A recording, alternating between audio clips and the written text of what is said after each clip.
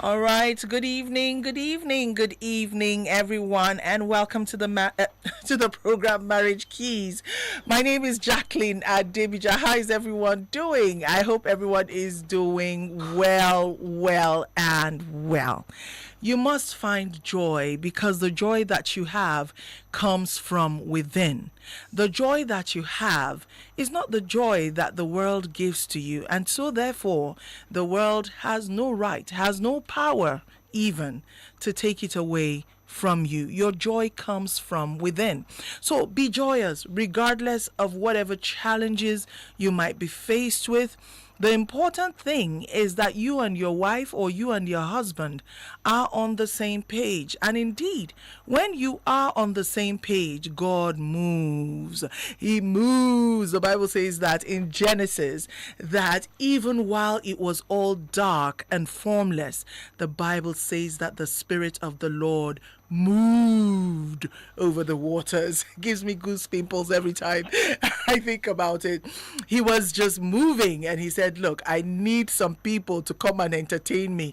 And he just brought us out from within himself, created us, and here we are. I'm sure since he created us, he hasn't had one boring moment since then.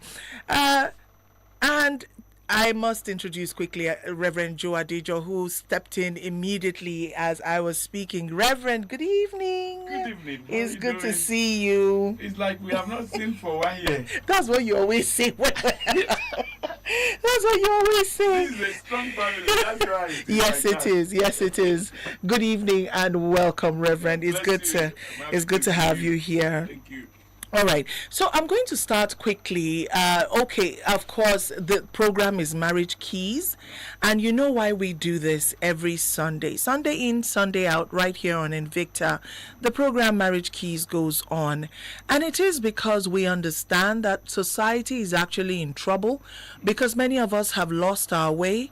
There are people who have come to populate society who are people, obviously, who had trouble from the beginning, and it started from that foundation, the foundation of the home unit, where people got it wrong from that place, and because of that it now replicated itself, and the ripple effects is what we see today in society.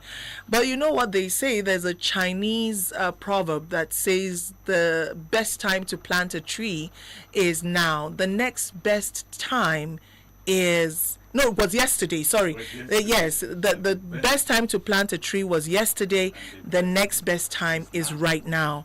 And we believe very much in the fact that for as long as we have breath, as long as Christ tarries, we must, as a people, try to get find our way back to where it used to work, to where we got it right, the place where we knew that we had a society where people had the fear of God, where there were morals, where people were brothers and or brothers keepers, where we were so much in awe and in fear of the divine that it guided and guarded all our actions, our behaviors, whether people were watching or not.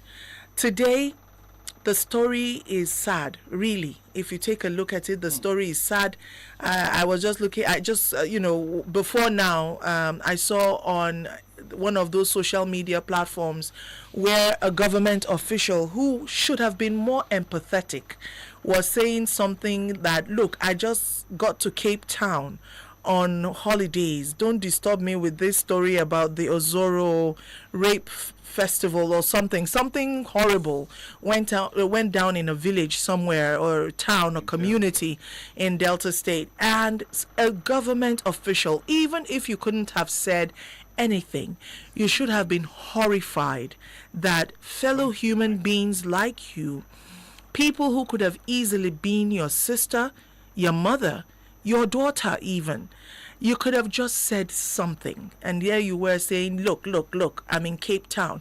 And it just goes back to the foundation. It is difficult to imagine that such a man was born from a home or was born and bred in a home where empathy, the fear of God, and other things good were priority. It's very difficult to imagine.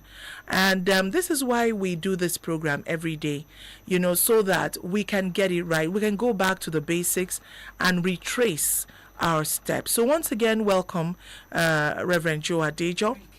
And I want to quickly take you to, I guess it is some dissatisfaction with how some of the things we talked about last week. Reverend Father Christian Emmanuel Okewu, Reverend Father Dr. Christian Emmanuel Okewu was here, and he said there is no illegitimate child, and I got people who inundated my inbox with all sorts of, but why does the Bible mention in this place and that place that there are you can actually call someone illegitimate? Well, I don't want to say the Bible, but their own interpretation. Yeah.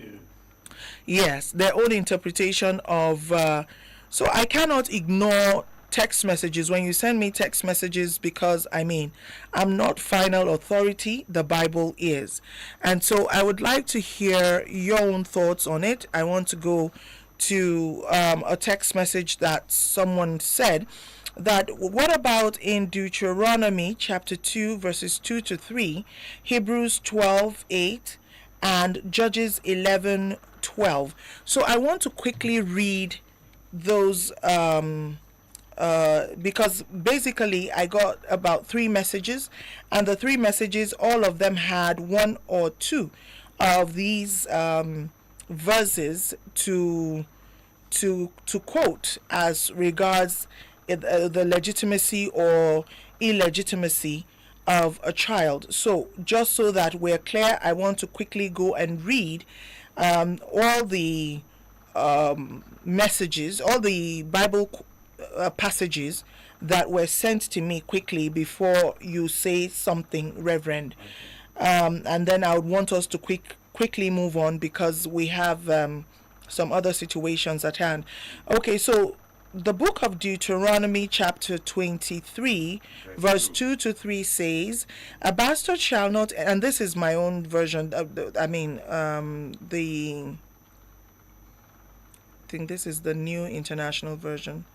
Anyway, a bastard shall not enter into the congregation of the Lord, even to his 10th generation shall he not enter into the congregation of the Lord. An Ammonite or Moabite shall not enter into the congregation of the Lord, even to their 10th generation shall they not enter into the congregation of the Lord forever. All right, so that's from Deuteronomy 2:3. Let me quickly go to the book of Hebrews, Paul's letter to the Hebrews. Give me a moment. All right, the book of Hebrews chapter 12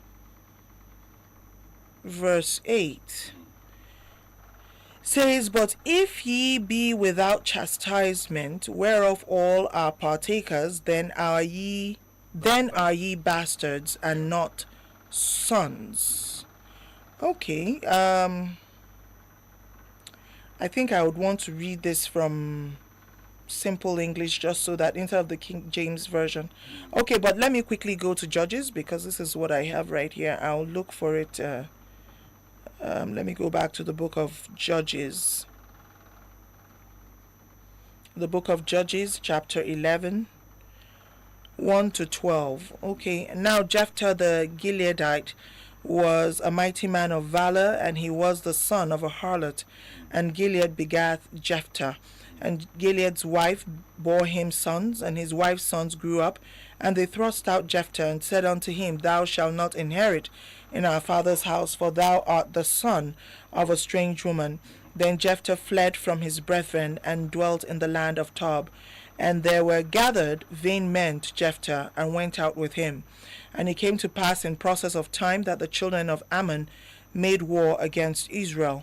And it was so that when the children of Ammon made war against Israel, the elders of Gilead went to fetch Jephthah out of the land of Tob. And they said unto Jephthah, Come and be our captain, that we may fight with the children of Ammon. And Jephthah said unto the elders of Gilead, Did you not hate me and expel me out of my father's house? And why are you come unto me now when you are in distress? And the elders of Gilead said unto Jephthah, Therefore we turn again to thee now, that thou mayest go with us and fight against the children of Ammon, and be our head over all the inhabitants of Gilead. And Jephthah said unto the elders of Gilead, If you bring me home again to fight against the children of Ammon, and the Lord deliver them before me, shall I be your head? And the elders of Gilead said unto Jephthah, The Lord be witness between us, if we do not so according to thy words. And then Jephthah went with the elders of Gilead, and the people made him head and captain over them.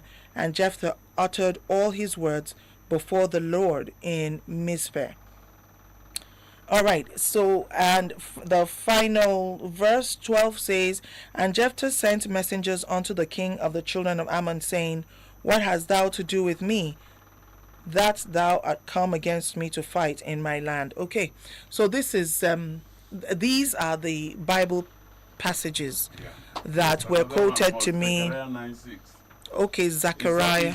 So that we don't waste our time there. He's talking about the same thing. Okay, give me a moment, just so that we have context. Okay. The book of Zechariah. 9:6. Okay, Zechariah chapter 9 verse 6 says, And a bastard shall dwell in Ashdod, and I will cut off the pride of the Philistines. All right, so that's it. Yeah, so the name bastard is mentioned in the Bible. I'm having a problem hearing you well. Please, could you move forward a bit more? Okay. I'm not understanding why. I wish the... Okay, all right. I think it's fairly okay now. Okay, go ahead, please. Okay, let me move forward. Okay. Yeah, there is no flat answer saying there are no illegitimate children. No.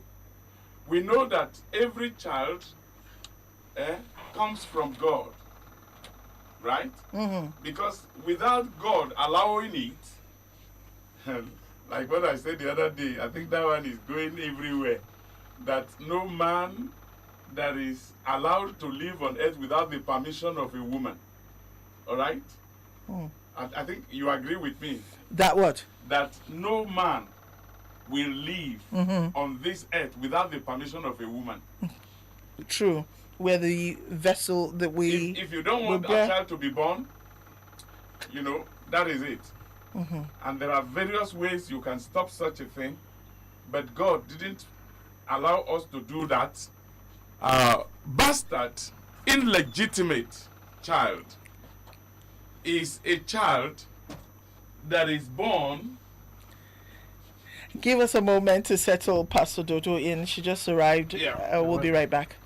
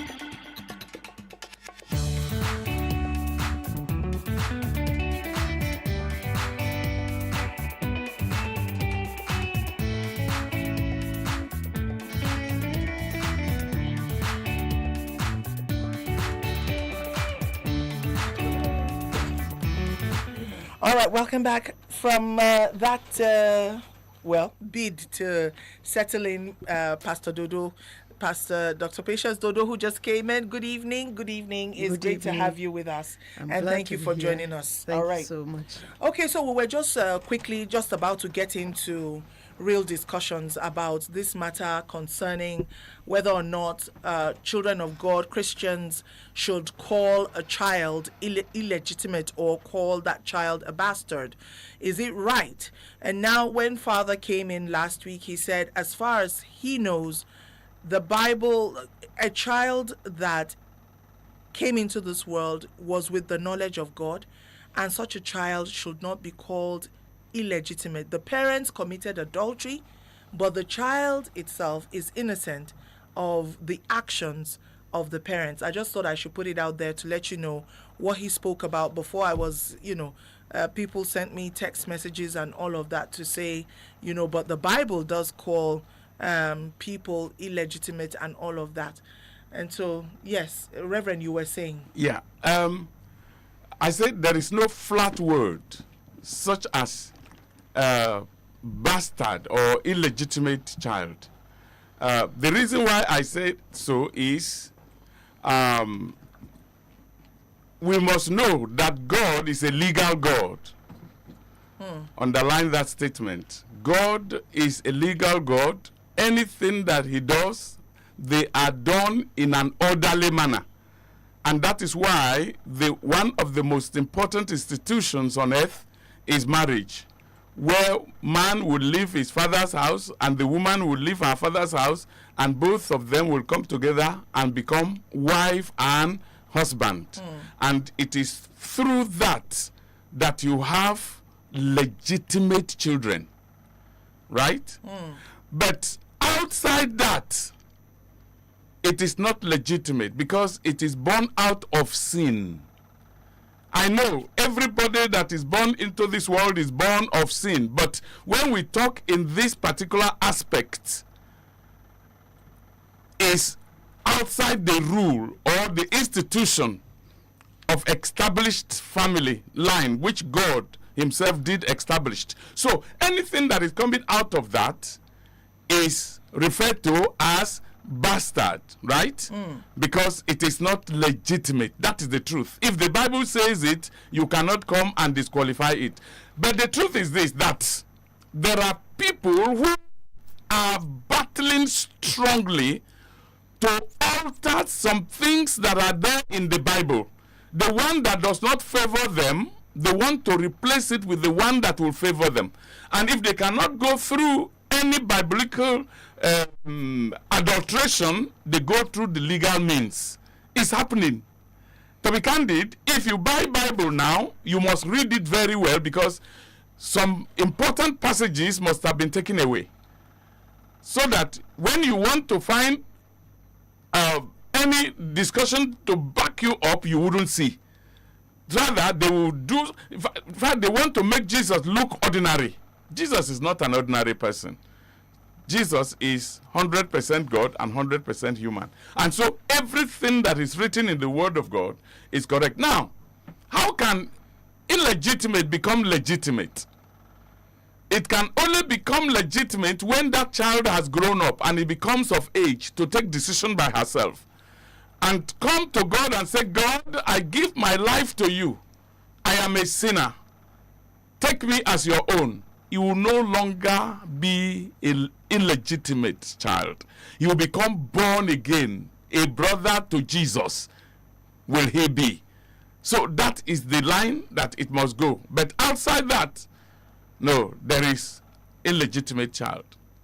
So, but you are talking about it in the context of one's relationship with God, right? Yeah, that is the only means that it can be changed. No other means. No other means that illegitimate child can be changed. No. No other means. Because you are born by a man and woman that were not married together. In fact, it is the product of adultery. And so, nothing can change it except when you are born again, then you will be said to have left that particular platform. But it still doesn't change the fact that the people who gave birth to you were not married. You were not born under... The person has come to the point that is of age to decide for himself. But still, I mean, if we have to go by your birth certificate, you still are illegitimate, if we have to look at it that way. Anyway, let's quickly go on a commercial break. Yeah. And when we get back, we'll straighten some things up. Right. Do stay with us. The program is Marriage Keys. We'll be right back.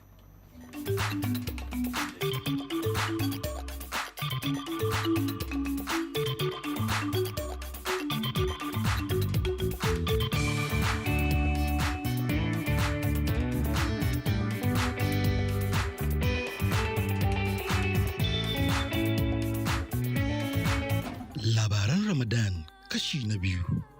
A watan nan na Ramadan zuciya ke tsarkaka. Shin 'yan uwa mata masu adawa za su haƙura? Shin 'yar da ta kauce hanya za ta samu yafiya? Shin imanin amarya na iya ceton mijinta? Ɗan kasuwa zai dawo da mu'amala da iyalinsa? Mai faɗakarwa zai zaɓi tsakanin abokansa da ɗaukaka? Bazawara za ta san ƙarfin halima na buƙatar taimako. Labarai 6 kwanaki 30 imani, iyali, abuta, abinci, yafiya. Labaran Ramadan kashi na biyu. Ku kasance da shirinmu mai nishadantarwa a TV ko ta yanar gizo. A watan nan na Ramadan, Magi za ta nishadantar da ku. Ni da Magi mun dace. Oh yeah now, time to run your money correct. Download Bill Station for iPhone and Android, no dolly, or waka go to billstation.com sharp. Bills, transfer, everything dey one place. Bill Station, money no go stress you again. My friend, time na money. A wannan Ramadan, Sonia Tomato Mix na taya iyalan Najeriya murnar isar wannan lokaci na tsantseni, haɗin kai da ƙaunar juna. Ramadan ba kawai lokacin azumi kaɗai bane, lokaci ne na kyautatawa, sadaka da haɗuwa domin cin abinci masu gina jiki. Daga daɗaɗan jarmiya zuwa dafa dukan shinkafa, Sonia Tomato Mix na ƙara wa miya ja da ɗanɗano musamman domin morewa a kowane lokacin buɗe baki da sahur. Sonia Tomato Mix, ƙarin ƙauna. Ramadan Kareem.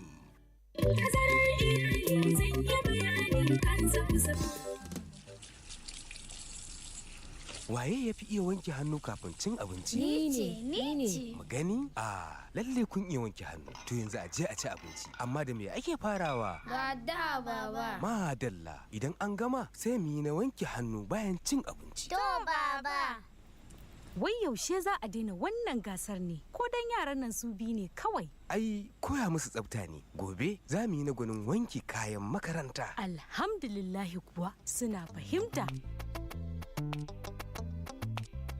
Da tazarar haihuwa akwai isasshen lokacin yin kyakkyawar tarbiyya ga 'ya'ya. Kowa na iya bin tsarin tazarar haihuwa domin lafiya da bunƙasar iyali. Ziyarci cibiyar lafiya mafi kusa domin farawa ko a kira lambar waya 222 wannan sako ne daga ma'aikatar lafiya tare da tallafin gamayyar kungiyoyin Pronet da FEM. Kyautuwar iyali uba 'ya'ya da ma'uwa. So it's Sunday. It's your fun day With Jesus. With the living God. With Jesus. Oh, glory. Invicta 98.9 FM.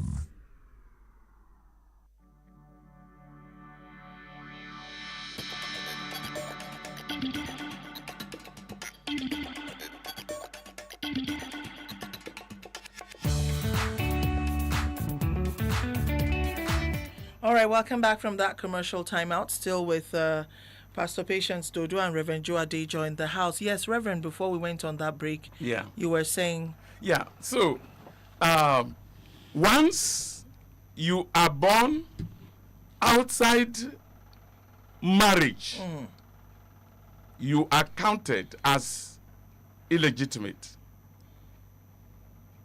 child. And when you begin to grow, and you grow to the age of accountability, and you say, Lord, I am a sinner. I give myself to you. Receive me as your son. All those illegitimate things will be over. To be candid, let me say this one so that we can understand more. We are all adopted children of God. I hope it's not another developing story. No. It's correct. So we are all adopted. So the illegitimate that we talk about, together with adopted, we become one in Christ Jesus. So I just keep having a problem between your explanation, because what you have said is something that all of us as children of God have to key into. Yes. This adoption. Yes. Because otherwise, whether we're born within the bounds of a marriage, a true marriage or not, we're all illegitimate when it comes to the issue. Because every one of us have gone astray. And everyone to his own way. Exactly. And then he was wounded for our transgressions. He was bruised for our iniquity. The chastisement of our peace was upon him. And by his stripes, we are healed. We are healed. Right. Like that. And then he said, when you become born again, all things are passed away. And behold, all things are become all those illegal words, they are passed away. Yes. Or illegitimate word, they are passed away. You are a new creature. I understand that. Yeah. But when it comes to the physical, because I think the Reverend was taking it from that aspect. The Reverend Father was saying, look, as a child of God, you don't call anyone illegitimate, because the sin of those who committed adultery is different from the innocence of that child. And that is where I think the issue is, because we're talking about physical things here, not the spiritual. People are tempted, whatever words they are tempted with from their root. What is the root of that child? So if we're looking at it like that, if we say that there is illegitimacy, that means that even when, because the decision you make, whether or not to be a child of God, whether or not to believe in our Lord Jesus Christ, is a personal decision. It's a personal, because you have reached the age of accountability. Yes. But me, looking at you, who knows your origin? Yes. If we are saying that we have a right to use the word illegitimate, that means that whether or not you have made your personal decision to be a child of the living God does not concern me. You can look at yourself with that, in the light of the adoption. You can look at yourself in the light of being a new creature. But if I'm going to tell your story as an ordinary person, if I'm going to tell your story to someone else, if you're saying we have the right to call children born of such unions bastards or illegitimate, your personal decision to be a child of God has nothing to do with the story I'm going to tell someone else. The story cannot be changed in the physical arena, as you have said, because there are laws, there are physical laws that are guiding a country concerning things like this. So you can't even go and tell somebody on the street you are a bastard. He will take you to court and you may be jailed for it. But the law of man cannot supersede the law of God. That is just it. Even if you say, look, okay, you can just stand now and say, look, there is no God. God will not even kill you. But the truth is that you are born outside legal home. You are born outside legal home. So you are illegitimate. That is the truth. That is the truth. Pastor Dodo, you want to add something to this Jacqueline, discussion? I just want to make a reference in the Bible, the book of Judges, chapter 11 and 12, talks about a man called Jephthah. Yes, I actually read that. I actually read Jephthah's story from the first to verse 12. Yes. And, verse 12. Verse right? 12. Yeah. And Jephthah's story even brings up another question. There was no change within his heart by the time God made the people, the family members in Gilead, to come looking for him. Yeah, he built himself. But it has nothing to do with whether or not he had become more godly. No. The Bible doesn't tell us anything he about that. Seriously. He was the one that behaved foolishly in the Bible. He said, as I'm going to war, when I come back, if God helps me, and I come back without any problem, anything that comes to welcome me will be sacrificed to the Lord. So she has affinity with the Lord. I absolutely understand that, and that is what I'm saying. That before Jephthah became the man to captain the people going against the Ammonites, yes, he was rejected. He was rejected. There had been no. He was even living with his father in his father's house until the brothers revolted, and then his stepbrothers were the ones that said he's a bastard child. He has to go. Yes, he has to go. He has nothing to share. The Bible didn't make it clear whether this was after the father's death or. We don't know. No, but it's not stated explicitly. We don't that know. it's the not Bible stated. Is silent about the Bible it. is silent, but in my own looking at it, I would believe that it's either the father had died or had become too weak to actually have a voice. Because if the sons rose up later, he grew up amongst them. There had been no what do they call it now? No friction, demarcation among them. He grew up him as a son. Right. And the children say, we will not share our inheritance with you. Because of inheritance issue, they now remembered he was a bastard. A bastard, right. And but look at what happened. He became their savior. Yes. Yeah. God so that's him. what I'm saying, that if you look at even Jephthah's story alone, would you say that any child is actually illegitimate? I think I think we can just say, because there are other situations. For me, the way I see it, and please feel free to correct me, because I know you guys, both of you know this more than me, but the way I see it, and I know a lot of people to see it this way, is that the child itself remains a human being with the full dignity accorded to every human being. That's right. And we must come to acknowledge that whether or not you want to allow a child that your wife had before her marriage, or even within the bounds of marriage, she goes to have a child outside and you discovered it, or maybe a man goes to have a child outside and you discover it, that child has nothing to do with the pain or the sins or whatever that the father has committed or the mother has committed, so that we are able to look at that child with the full dignity of a human being and give them the full because you don't. I mean, who could have known that Jephthah was the person that God had actually chosen to spearhead that war, right? If he was such an abomination in the eyes of the Lord, do you think that the Lord would have chosen him for this assignment? He's not an abomination in the eyes of God. No, because he's men. It's men that give that name bastard and illegitimate. Right. So that is just where I was. That this issue of illegitimacy and bastardship, or if you allow me to use that word. In fact, it is the law at that time. It is a law. The book of Deuteronomy is a human law. Yeah. That has nothing to do with God. No, it is in the word of God. It has nothing to do with God. See, I feel like this thing, I've not had time to actually sit down and read all those passages to get context instead of removing. But the only one that gives us a full story is the one in Judges, because Jephthah's story is outlined there. Even the book of Hebrews can tell you a lot of things. A bastard child, when he does wrong, nobody corrects him. But if you are a legitimate child, if you do anything wrong, you'll be corrected, you'll be scourged.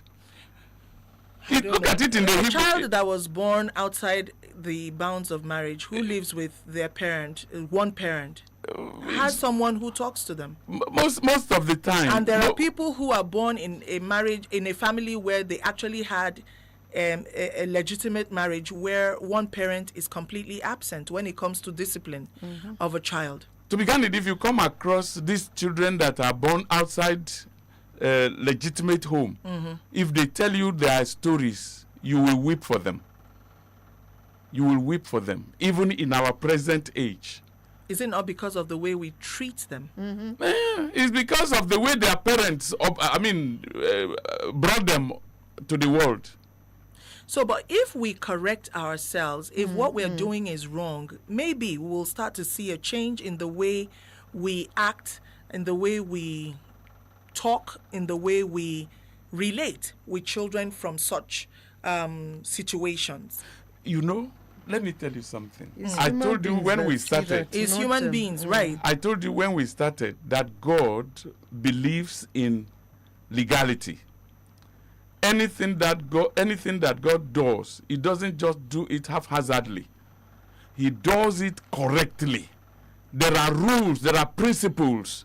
So if we don't have principles, it means we will be giving birth anyhow now. We will lose control. Eh? Not if you love the Lord and you understand that marriage is an institution that was established By him. God, yes. But when humans step outside it and they misbehave, there are consequences. There are consequences. Now the consequence.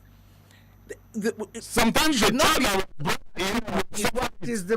most of the child. Most of the time, the child suffers it.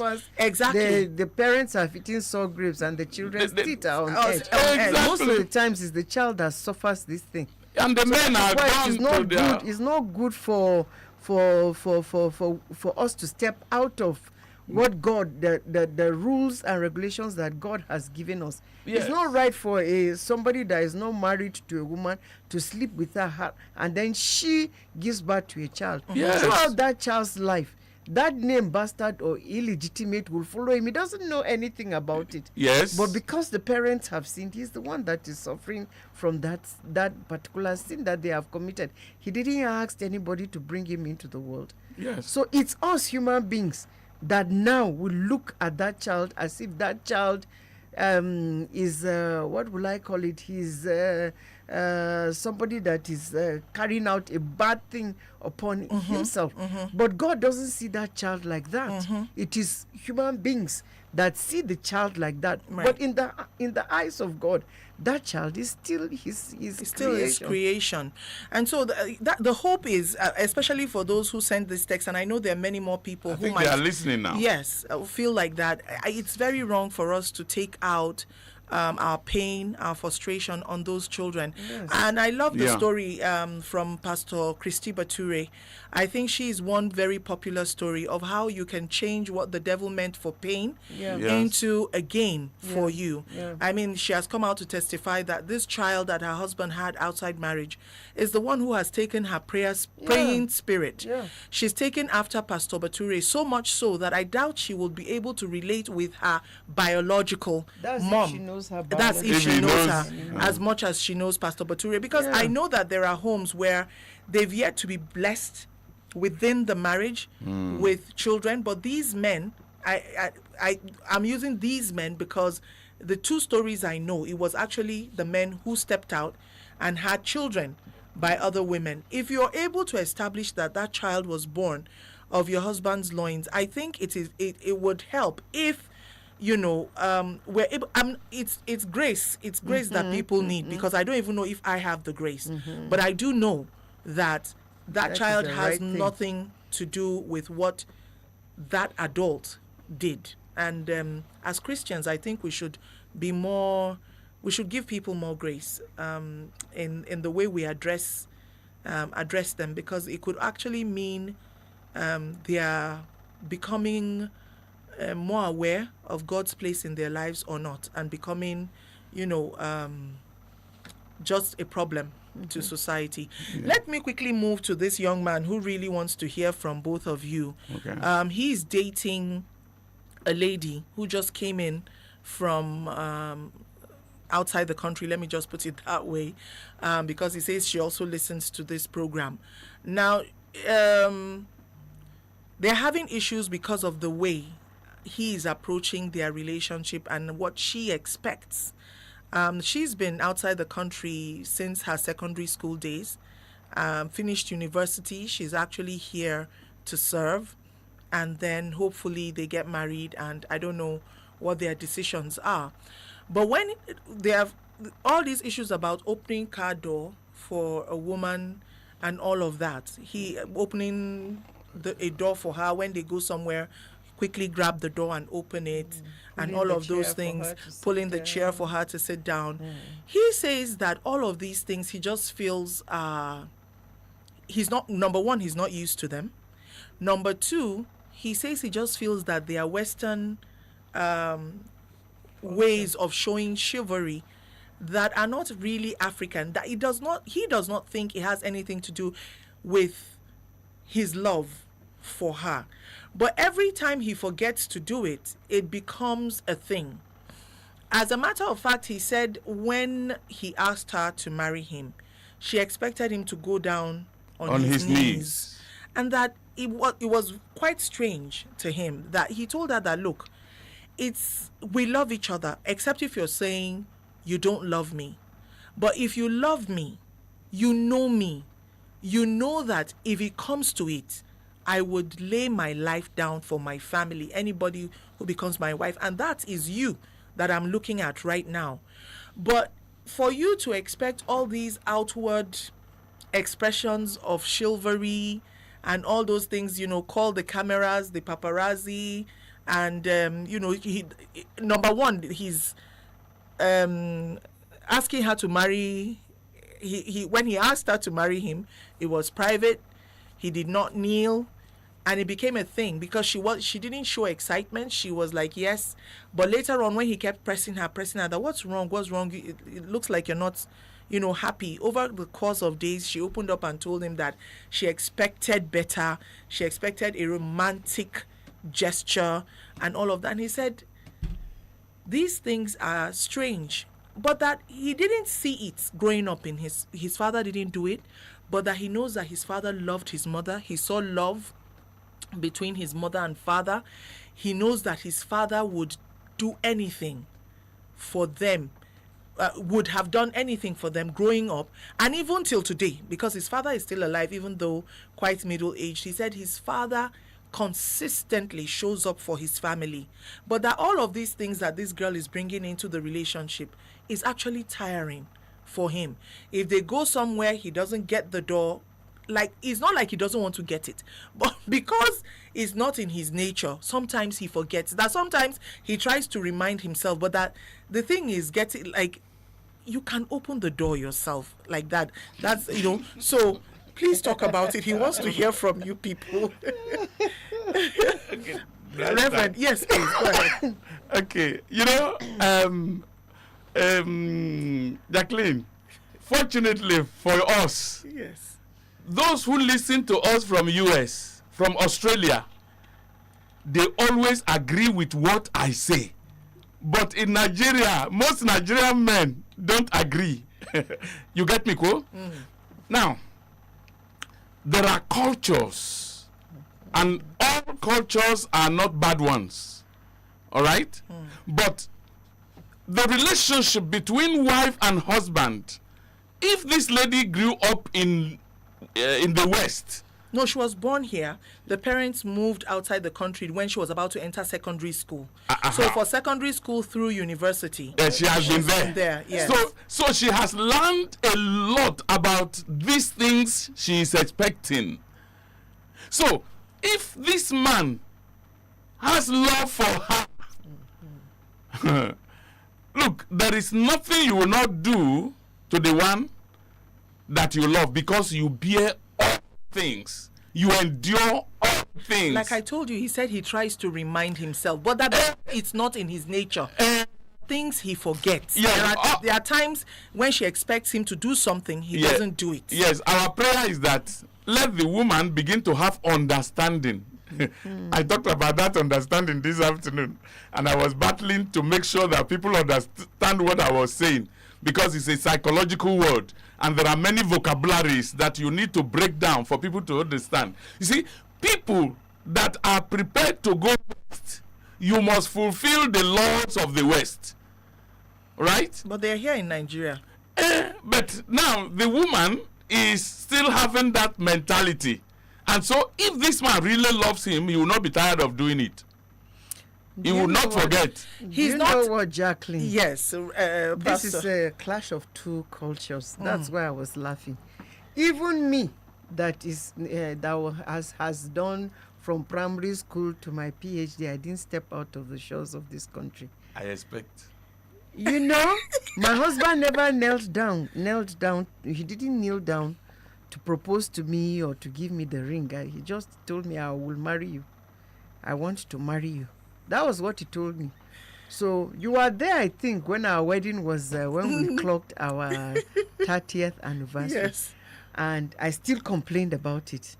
And some elderly people there gave me the flowers. Were even ugly flowers. They looked for any flowers they could get and told him, see you, kneel down and propose to this woman very well, because that thing was important to her. Oh. He did. Oh. On our 30th anniversary, it was I wanted him to propose the right way, not to just sit down and tell me I will marry you. I want to marry. Not that I want to marry. You told me categorically I will marry you, and I won't tell you the answer I give him. But he still had to do it when we were 30 years. We know the answer now. You're here. But at that particular time, so there are some things that women value. And I'll tell you that girl is not, she doesn't have the Nigerian culture. At all. This is not how she was brought up. Because she just went, maybe when she was, let's say 10, 11, that's when she started. So that's what she sees over there. So coming home, she does not understand. She cannot understand why this young man will not open doors for her, me to go in. or he will not pull chairs for her to sit down when they go anywhere, or all the little things that these things are a part of that girl. So it will be difficult for her to just say, okay, if she has to unlearn this. But if they are going to live in Nigeria, since the girl is listening to me, sweetheart, Nigerian men don't do those things.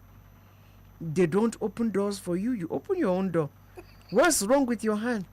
They don't pull chairs for you. In fact, when you are still standing, when he sits down, he will ask you, what is wrong with you?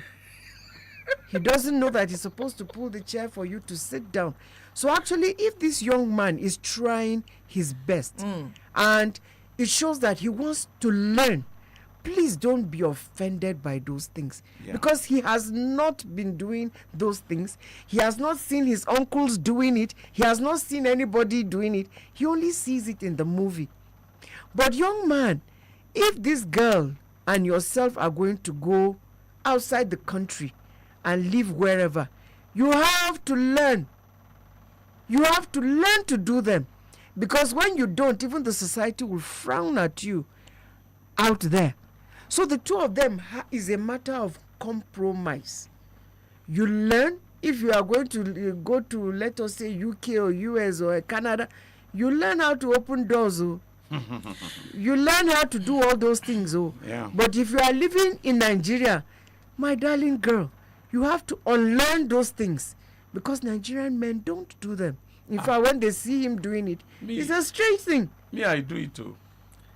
Did you start? Look. Did you start as a young man doing those things? Or I wish you can bring Jackie, is around. She 1 out of 1,000 men. I'm sure she's listening. Bring her here so that you ask her how I treated her even before we got married. You are talking about yourself. I'm talking about the Nigerian but you men worked generally. with the French. Myself, they are known as one of the most romantic. Yes, I worked with the French. I worked with the Germans. People were doing. So you saw what they were doing. My question is, did you see it growing up?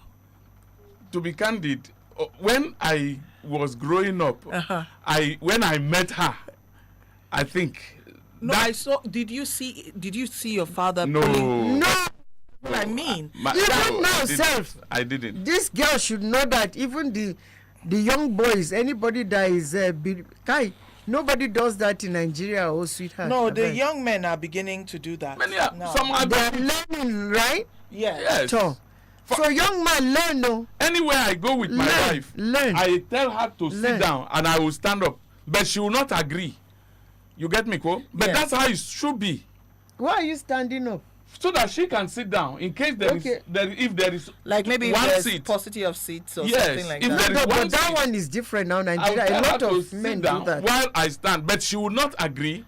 But my question is the opening of the doors is that a true measure of love? It's part of it. No. Of a man's character and his love? No. If he has not seen it while growing up, if he has not seen anybody around him while growing up, is a strange thing to him. So that's what I'm telling her. This guy, he loves you, but because he's not doing those things doesn't mean that he does not love you. It's just that he has not seen anybody doing it anywhere near him.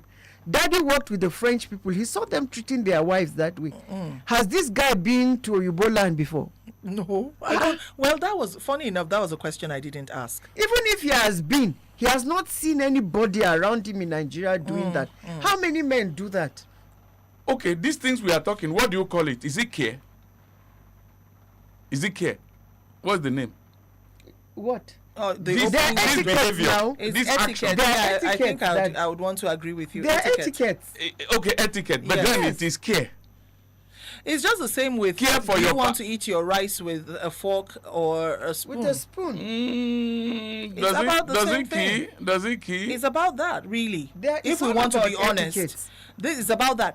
Anyway, I'm glad we're having this conversation because even the girls who were not born abroad, they've not been abroad, they have nothing to do with that culture. They're beginning to expect happy this. to have that Because they have seen it over in the movies now. Right. They have seen it. They have seen it in the movies, and they are like, did I see my mom, my father? Well, my dad used to open door for my mom because they were in Boston for a long period of time. I think he adopted the culture. He used to do it for her. Right. But my husband didn't do it for me. I didn't care because to me, I have not seen many people doing it. And to us, we used to feel that my father, this is a strange thing. Why is my father opening door for my mother all the time? I know the Reverend has a different thread of, but please just hold on. Let me go on a commercial break. When we get back, we'll hear from the Reverend. I see that he has a different bent to it. Stay with us. The program is Marriage Keys. It's all about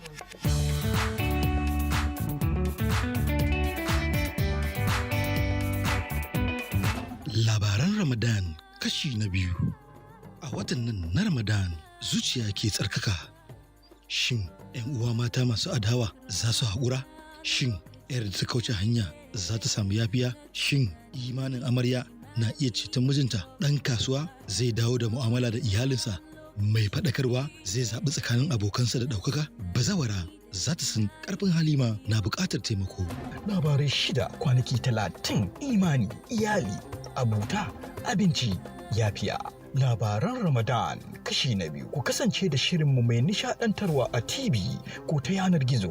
A watan nan na Ramadan, Magi za ta nishadantar da ku. Ni da Magi mun dace.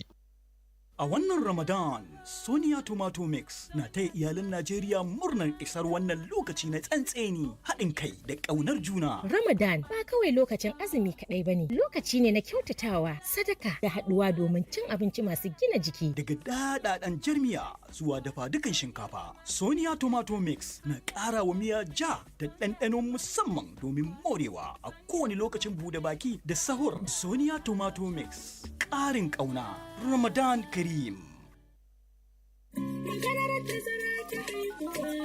Sunana Zakiya, ni uwa ce, ma'aikaciyar banki ce kuma masaniyar tattalin arziki. Kowane yaro yana buƙatar abubuwa na yau da kullum kamar su abinci, tufafi, kiwon lafiya da makaranta. Amma idan aka haifi yara ba tare da tazara ba kusa da juna, abin kan wahalar da iyaye. Misali, idan ka haifi yara dab da juna, zai zamanto kana ƙoƙarin sayawa wannan kayan makaranta, ga biya wancan kuɗin maganin asibiti, sannan kuma lokacin biyan kuɗin makarantarsu duka yana iya zuwa lokaci guda.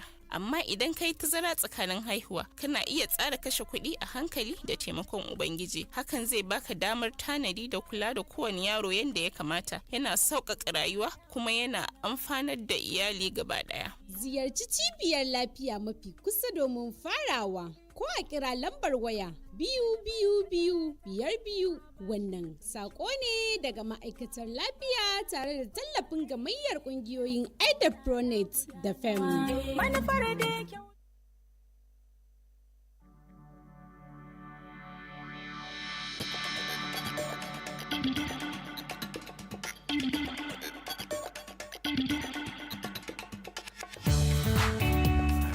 All right, welcome back from that commercial timeout. Still with Reverend Joe Adejo and Pastor Patience Dodo. Yes, Reverend, you were saying before we went on that break. Yeah, the lady says, honey, this is the way I want to be loved. And you are saying, I always forget that this is the way you want to be loved. if you love somebody and the person you love says, please, I want to eat meat pie twice a week, all you do is go and write it down in your diary. And it will give you time that you need that meat pie. All right? That is what we call care. And that is what we call loving kindness. And the lady is saying, just open the door for me because you are my king and I'm your queen. But being a male, you are to open the door for me if I want to go into any house. And if I come anywhere, you should find me a seat first before you sit down. To be candid, that is how it should be, really. That is how it should be. If we don't know it, it's because we do not know it. And if we are ready to learn, we will learn and do it well. But you know what? Because we have been told from the beginning that we are the head, and being the head, you are on top of every situation. But is it really true that you are on top of every situation? Does it come to play when you talk about love between wife and husband? Do you know your helpmeet and the helper is always bigger than the person that is helped? And it is humility that makes wife and husband to live together without problem. If not, the woman will like to be what the husband is.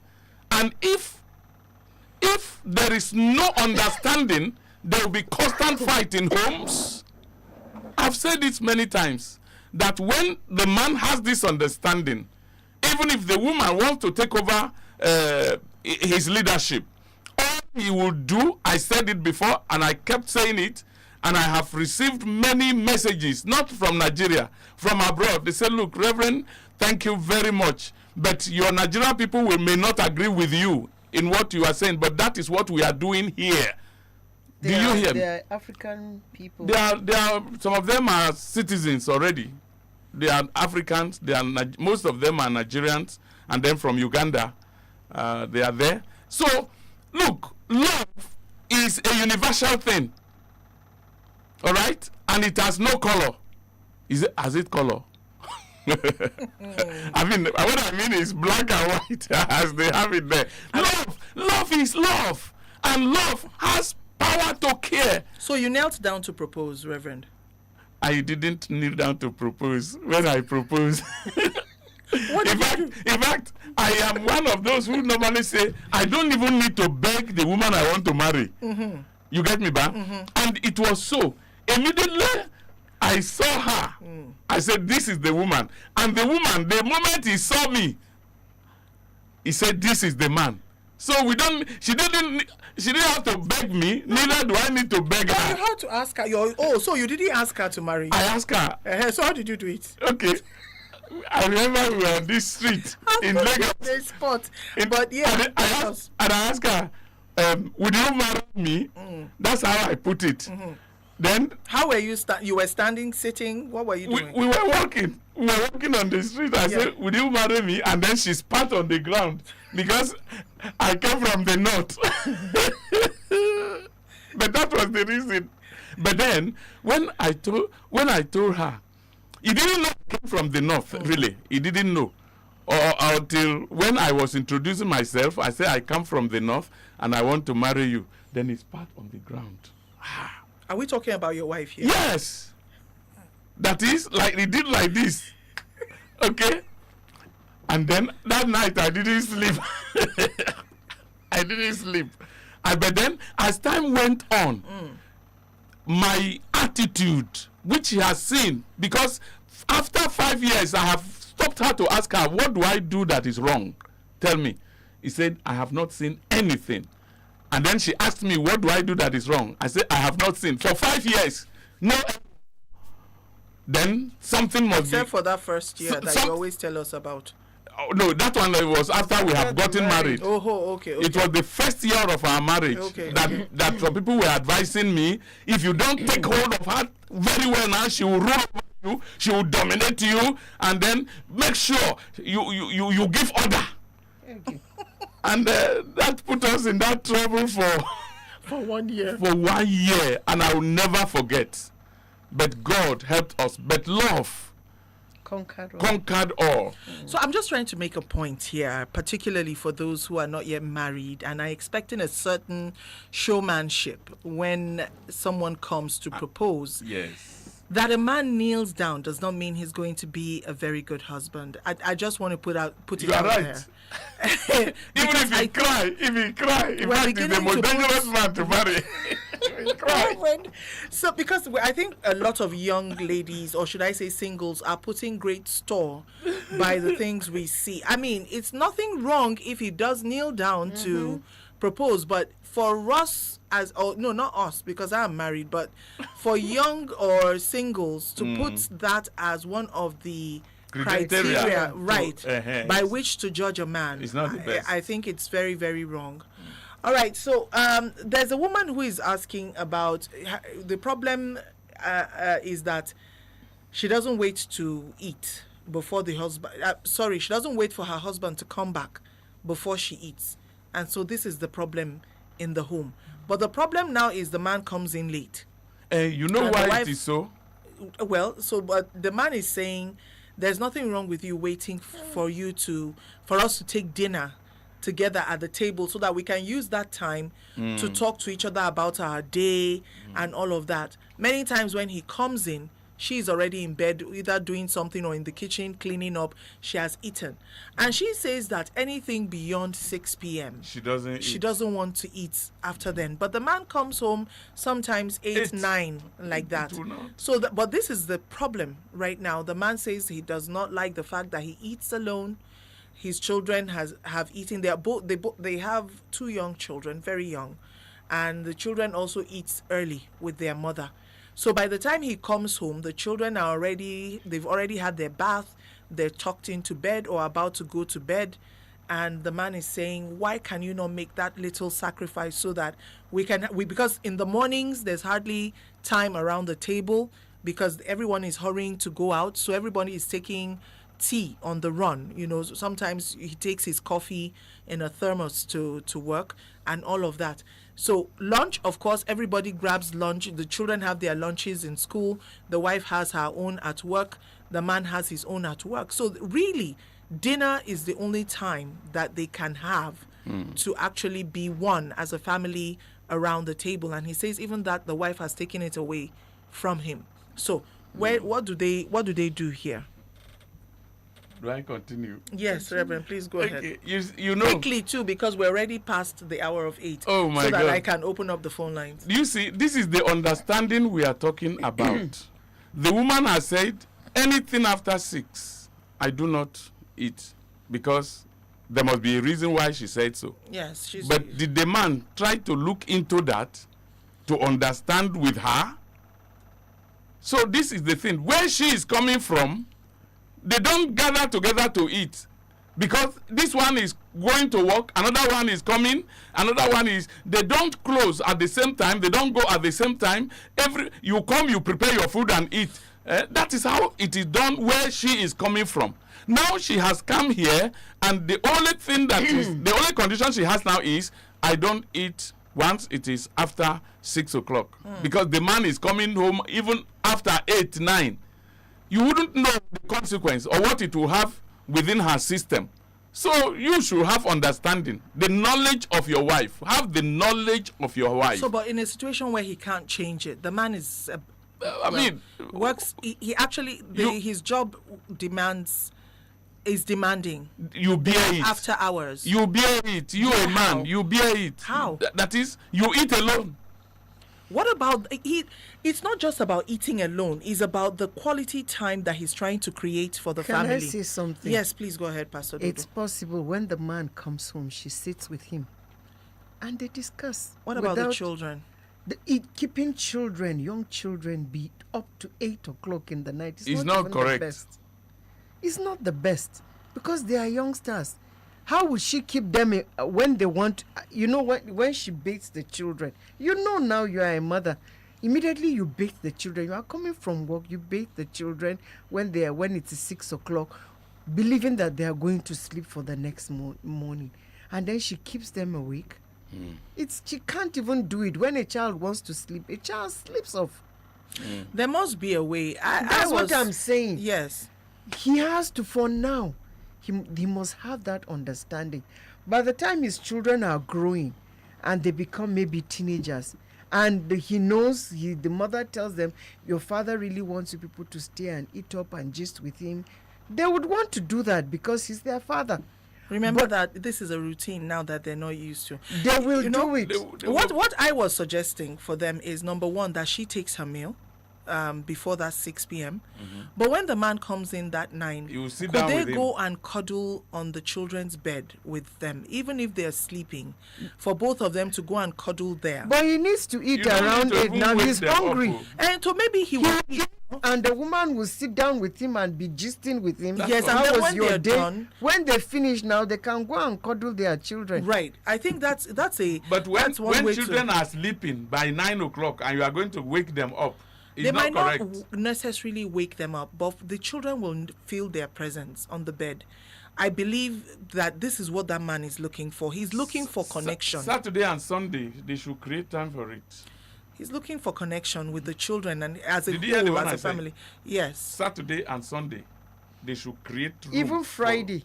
Okay, It Friday. can't be Friday, Since he comes Saturday back and 8 Sunday. o'clock every day. Friday. When it is Friday, the children, she can play with the children, try to keep them awake until daddy comes. So that at least they will run to daddy, welcome and all And that. then maybe eat. And then during holidays as well, she can keep them awake a little bit longer.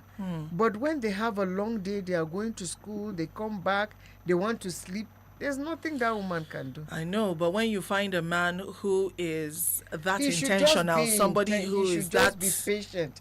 Or he Yeah. should look understanding for a job. of his role in his He should look children's. for a job that Pastor will make Dodo, him in to this come kind back of home times. by 6 o'clock. In this kind of times. So that is the thing. the job man he has gone right far. now The is- man must have gone far in his present office. Yes, And, yes. So, you know. so he should, since the wife is understanding, he too should. It's all about compromise. I just said Okay. maybe he can suggest to the wife, because if the wife is like me, I mean, I've heard this advice, particularly for weight, don't eat after 6. Maybe the wife can prepare something that would not be calorific for that time. Maybe some vegetable For herself? soup. Yeah, so that she's eating while he's eating. If that is what he wants to see. Jacqueline, if People I are eat religious in that after thing. 7 o'clock, no matter what I take, if it is not just tea, after 7 o'clock, if I take anything, my system is messed up. Even fruits, Even fruits. like yellow. Yellow is even, it will blot me. It gives me this blotting. So while she's talking, I understand from where she's coming from. So after 7 o'clock, I try as much as possible, if I will be happy the next day, not to eat anything. Except if you tell her, okay, you can take tea while your husband is eating. If that goes on well with her, then it's okay. But honestly, there are some people that if I eat like now, if I go home, the only thing that I can take is just tea. Wow. Without even bread, because it's already past. By the time I've reached home, it will be around 9:30.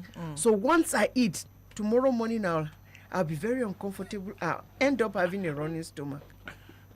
I'm telling you. Until we get home, that's when my wife begin to prepare food.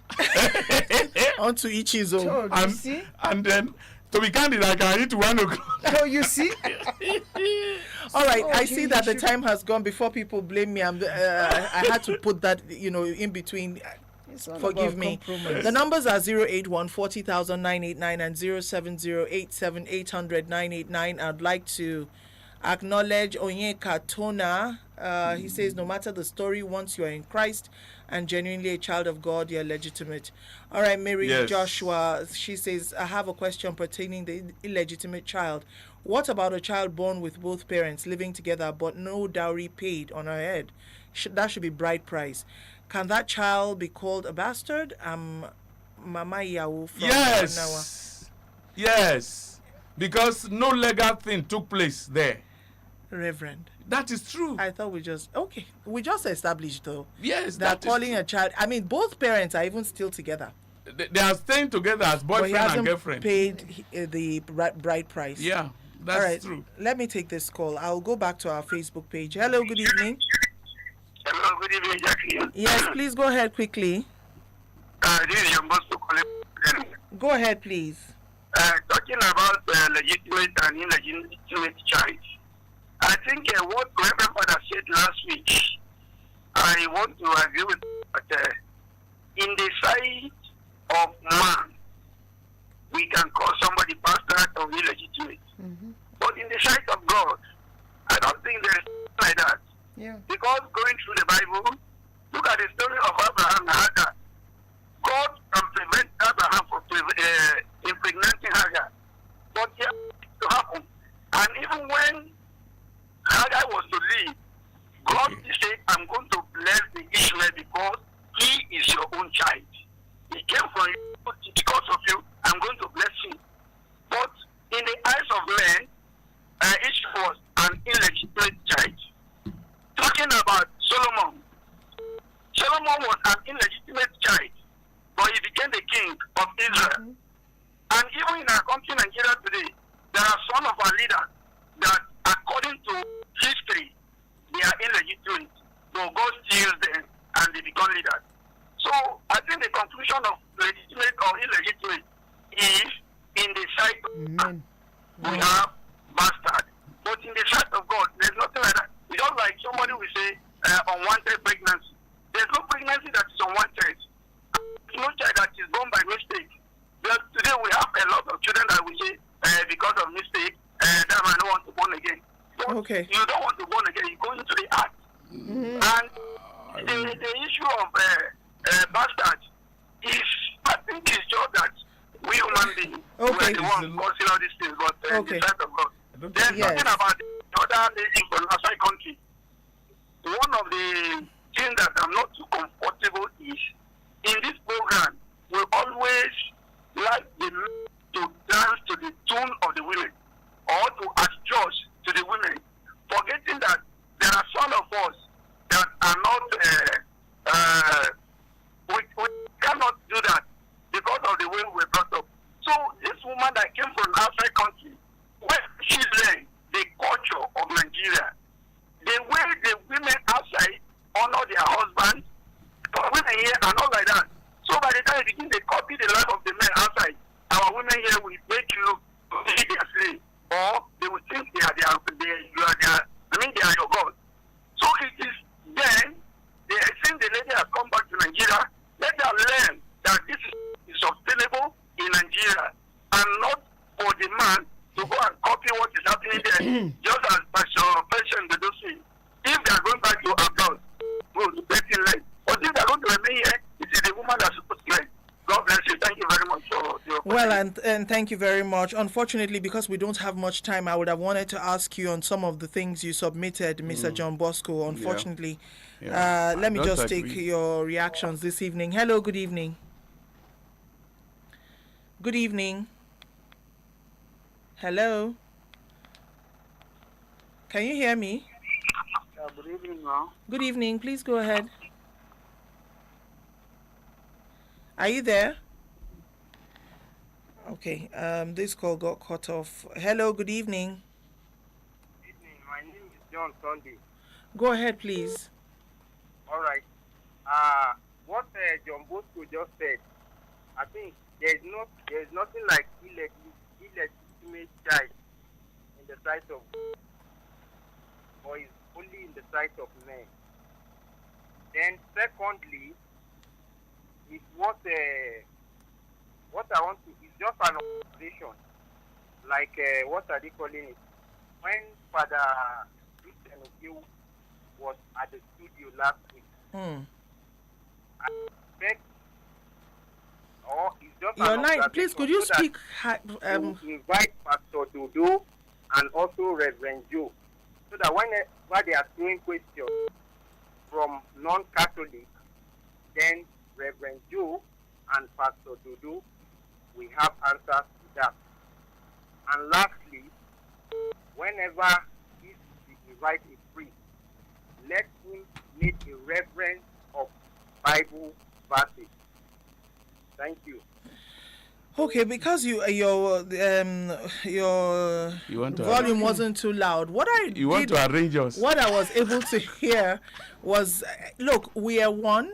Yes. Even though I do know that doctrinally we might have some differences. However, the aim is not to, is just so that you understand that, okay, so this is doctrinally Catholic or whatever, or Protestant or whatever. Exactly. But when it comes down to it, the bottom line is that Jesus is Lord. That's right? all. So that's the most important thing. Yeah. And this program is actually not for debate. It's not to come and see who has better doctrine or whatever. No. It's just to help us, with all our questions, our doubts, and whatever, to bring it together and see how we can find a way forward, particularly as it regards to marriage. Very, very important that we know this. Let me take another call. Hello, good evening. Good evening, ma. Yes, please go ahead. Okay, good evening, Daddy. Good evening. Please speak up. Thank you. Go ahead, please. Thank you. I want to talk on this the issue of the plans, the man and woman, the man opening door and so on. Okay, please make it very fast because we've run out of time. Thank you, and I have not read our messages from Facebook. Okay. It is not. I don't think it's biblical. Number one. I don't think that doctrine of man opening, I think it's Western culture. And we are not Westerners. We are not brought up like that. If you see, like one example I want to give is Rebecca. When she was married for her husband Isaac, she saw Isaac from far, and she likened that. The Bible says she came down from her, covered herself, and meet Isaac. It was not, but if it is us, if it is these Western countries now, it will be the other way around. So I think the lady should not miss that her husband to be because of she doesn't open car door for her and so on. It's not, number one, it's not biblical. Number two, it is Western culture. And yes, this Westerners divorce more than us. Thank you. All right, and thank you very much. I'll take one more call before we'll come back to Reverend. Okay, that call got cut off. Still taking your calls this evening. Hello, good evening. Hello, good evening. Yes, please go ahead. Yes, for that man that just thought, I just want you to know something. In this life, we are all Christians. Being a Catholic, being non-Catholic, we are all Christians.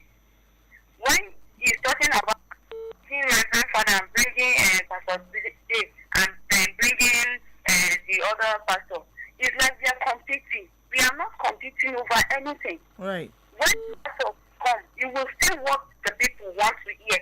When you don't want to hear that one, you ask for many questions.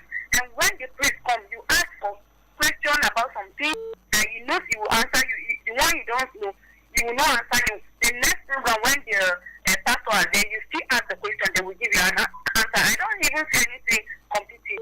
Yeah. Absolutely. We are all Christians. Yeah. Very good. And thank you so much. Well said. Well said.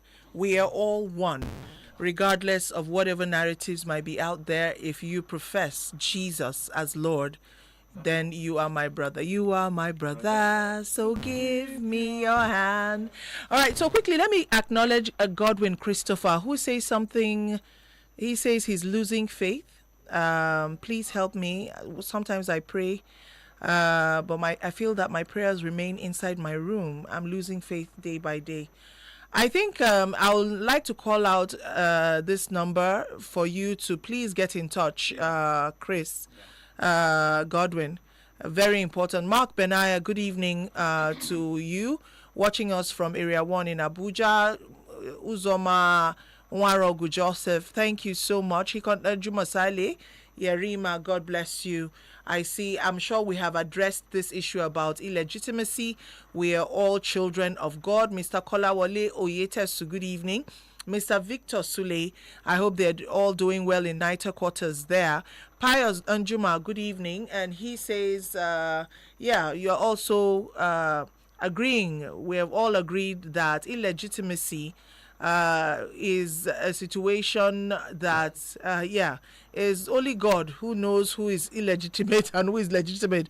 But the bottom line is we need to ensure that we're right with God. No matter what your beginnings might have been, get right with God. Musa Emmanuel Abdul, good evening to you. Onye Katona, good evening. Mary Joshua, thank you for dropping a line. Time fast running out. I see many people are commenting on this issue around illegitimacy, but I'm glad we've come to a conclusion on it. Maria Gift, good evening. God does not reject children. Absolutely.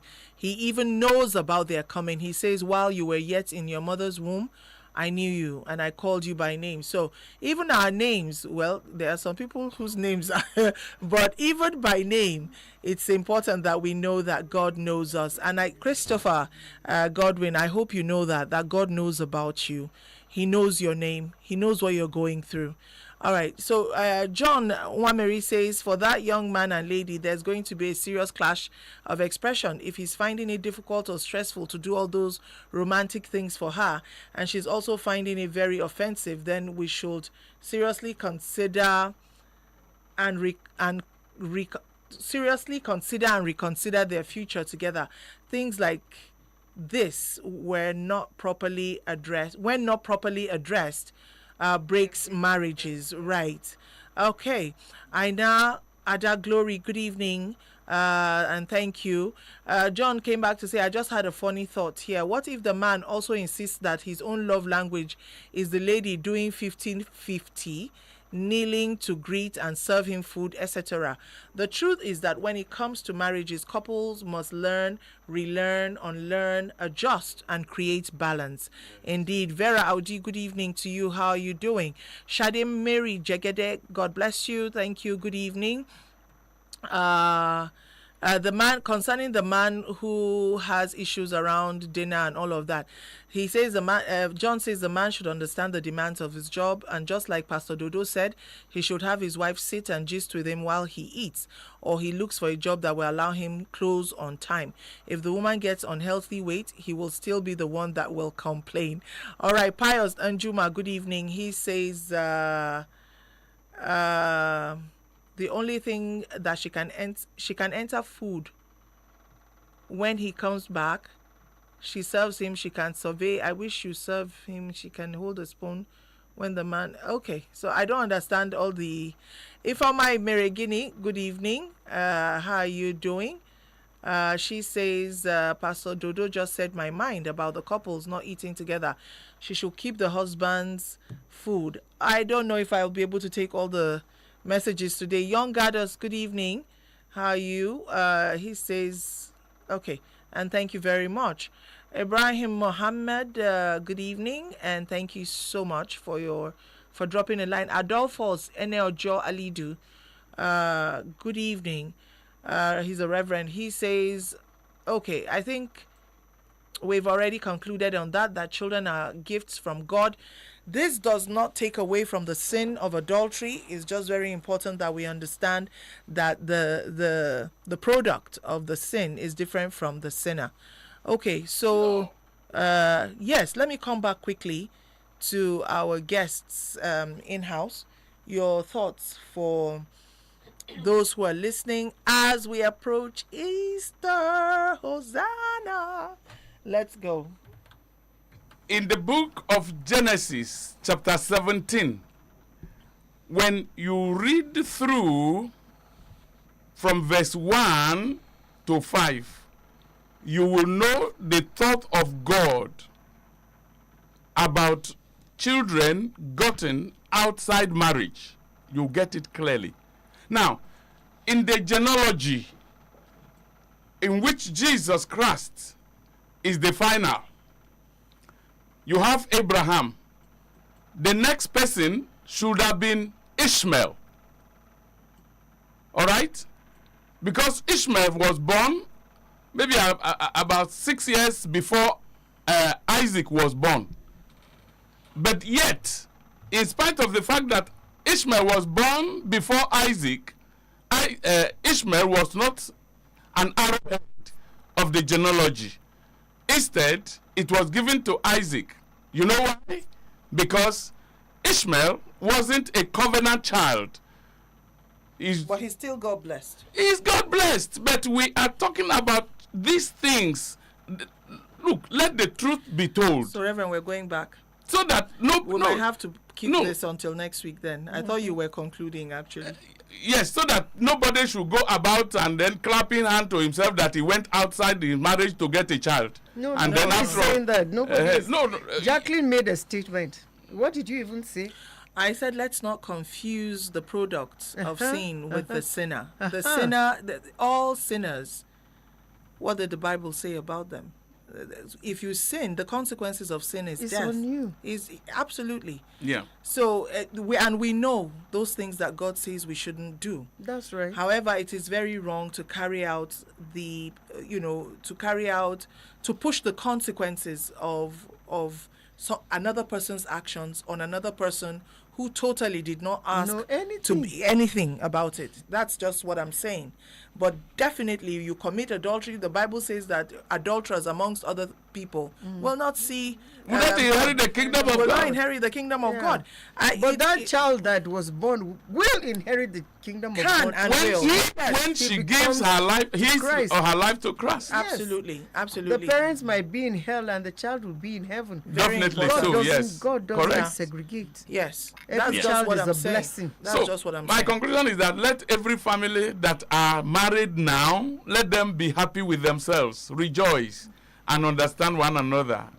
You are married to stick together and to love each other. God bless you. Pastor Dodo? That what you said is just my conclusion. Okay. And with that, we come to the end of the program today. We've overshot. Time for us to go. I'm going to leave you with this song. And please, Christopher Godwin is his name. Jeff, please give me a few seconds. Let me quickly call out this number for Christopher. I want you to please call any one of these numbers and just call them and talk to them. I think you need to have someone listen to you. All right, so the numbers for Reverend Joe Adejo, call him on 080-3405-7915. Once again, that's 080-3405-7915. And for Pastor Patience Dodo, call her on 081-2777-7166. If you just say you're the person who sent this message, I'm sure she will call you back. 081-2777-7166.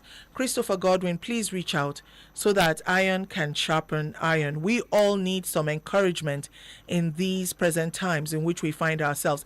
I'm going to leave us with this beautiful song, I think. I love this song, Kori Inyi.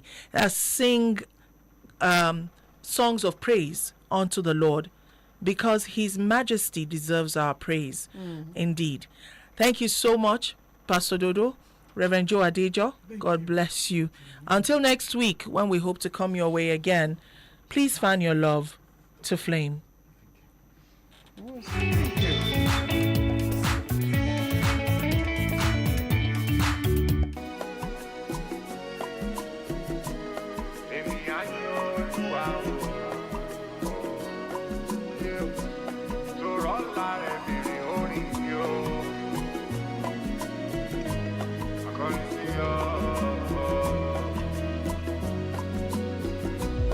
Oh my God, ọkàn mi kọrin, kó kọrin ọpẹ́, jó sọ́tún sósì, s'Olúwa o, tòrọ̀lá rẹ̀ béèrè orin mi, ní gidi gan sẹ́, sódì má ṣe báyìí ara mo dá sàtóbì jù, ìwọ ọkàn mi kọrin o, ó kọrin o. Sọ́tún sósì, s'Olúwa, tòrọ̀lá rẹ̀ béèrè orí mi, ní gidi gan sẹ́, sọ́tì má ṣe báyìí ara mo dá sàtóbì jù. Ní Olúwa o, ọkàn mi o, ara mi o. This is Kaduna. In the ghetto we used to dance. Anytime you rise, the more you fall. Even if you didn't grow it down. I thought you were my friend, so why you? Oh yeah now, time to run your money correct. Download Bill Station for iPhone and Android, no dolly, or waka go to billstation.com sharp. Bills, transfer, everything dey one place. Bill Station, money no go stress you again. Sitting in the corner.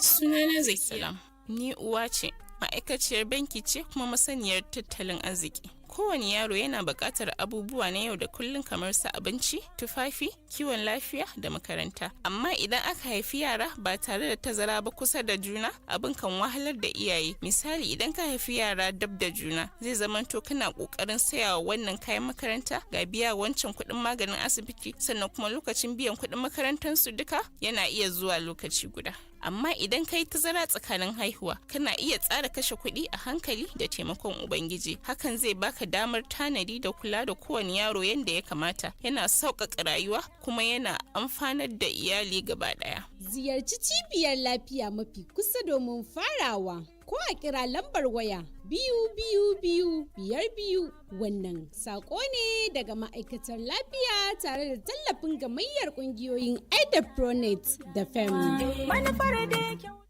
Labaran Ramadan kashi na biyu. A watan nan na Ramadan zuciya ke tsarkaka. Shin 'yan uwa mata masu adawa za su haƙura? Shin 'yar da ta kauce hanya za ta samu yafiya? Amarya na iya ceton mijinta. Ɗan kasuwa zai dawo da mu'amala da iyalinsa. Mai faɗakarwa zai da ɗaukaka. Bazawara za ta san ƙarfin halima na buƙatar taimako. Labarai 6 kwanaki 30 imani, iyali, abuta, abinci, yafiya. Labaran Ramadan kashi na biyu. Ku kasance da shirinmu mai nishadantarwa a TV ko ta yanar gizo. A watan nan na Ramadan, Magi za ta nishadantar da ku. Ni da Magi mun dace. In case you don't have a clue. Here we go. Now there is more. Real talk, no be fight, rara. Every Sunday, where we leave no stone unturned. Everybody gets involved for inside matter. By 9 to 10 p.m. with Jeffrey at a program whereby we get to discuss burning issues. You have issues that's bothering you. Bring it on. Real talk on Invicta 98.9 FM. We dey form gentleman when we dey with you, but you go still go home, beat your wife to soup. People judge you like say they get superpower.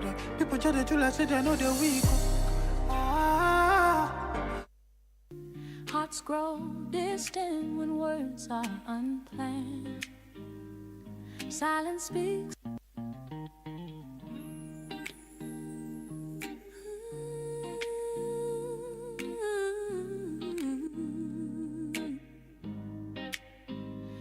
Love is not always easy to understand.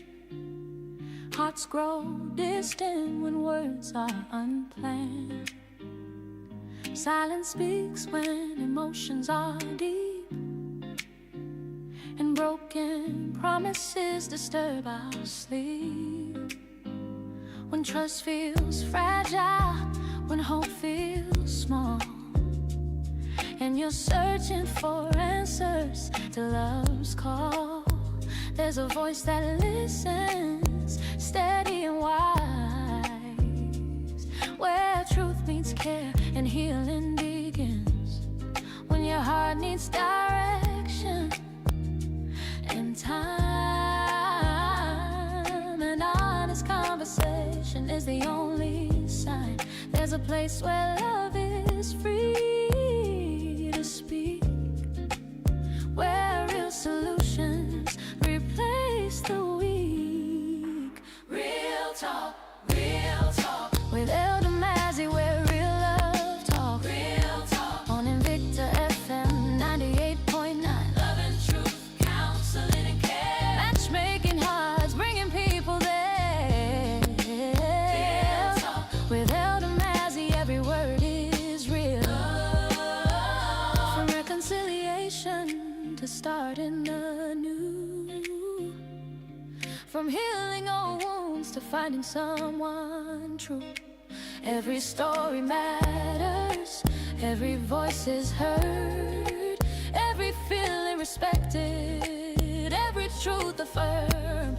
If you need guidance or someone to trust, if love feels heavy or hope feels lost, you don't have to walk this road alone. This is where real conversations feel like home. Love can be restored, hearts realigned when wisdom and compassion are combined. Through counseling and honest talk, we help love learn how to walk. Real talk, real talk. With Elder where hearts unlock. Real talk. On Invicta 98.9 stop. If you need someone to talk to, share ideas or find your way, tune into Real Talk with Elder Mazzy every Sunday 8:30 p.m. on Invicta 98.9 FM.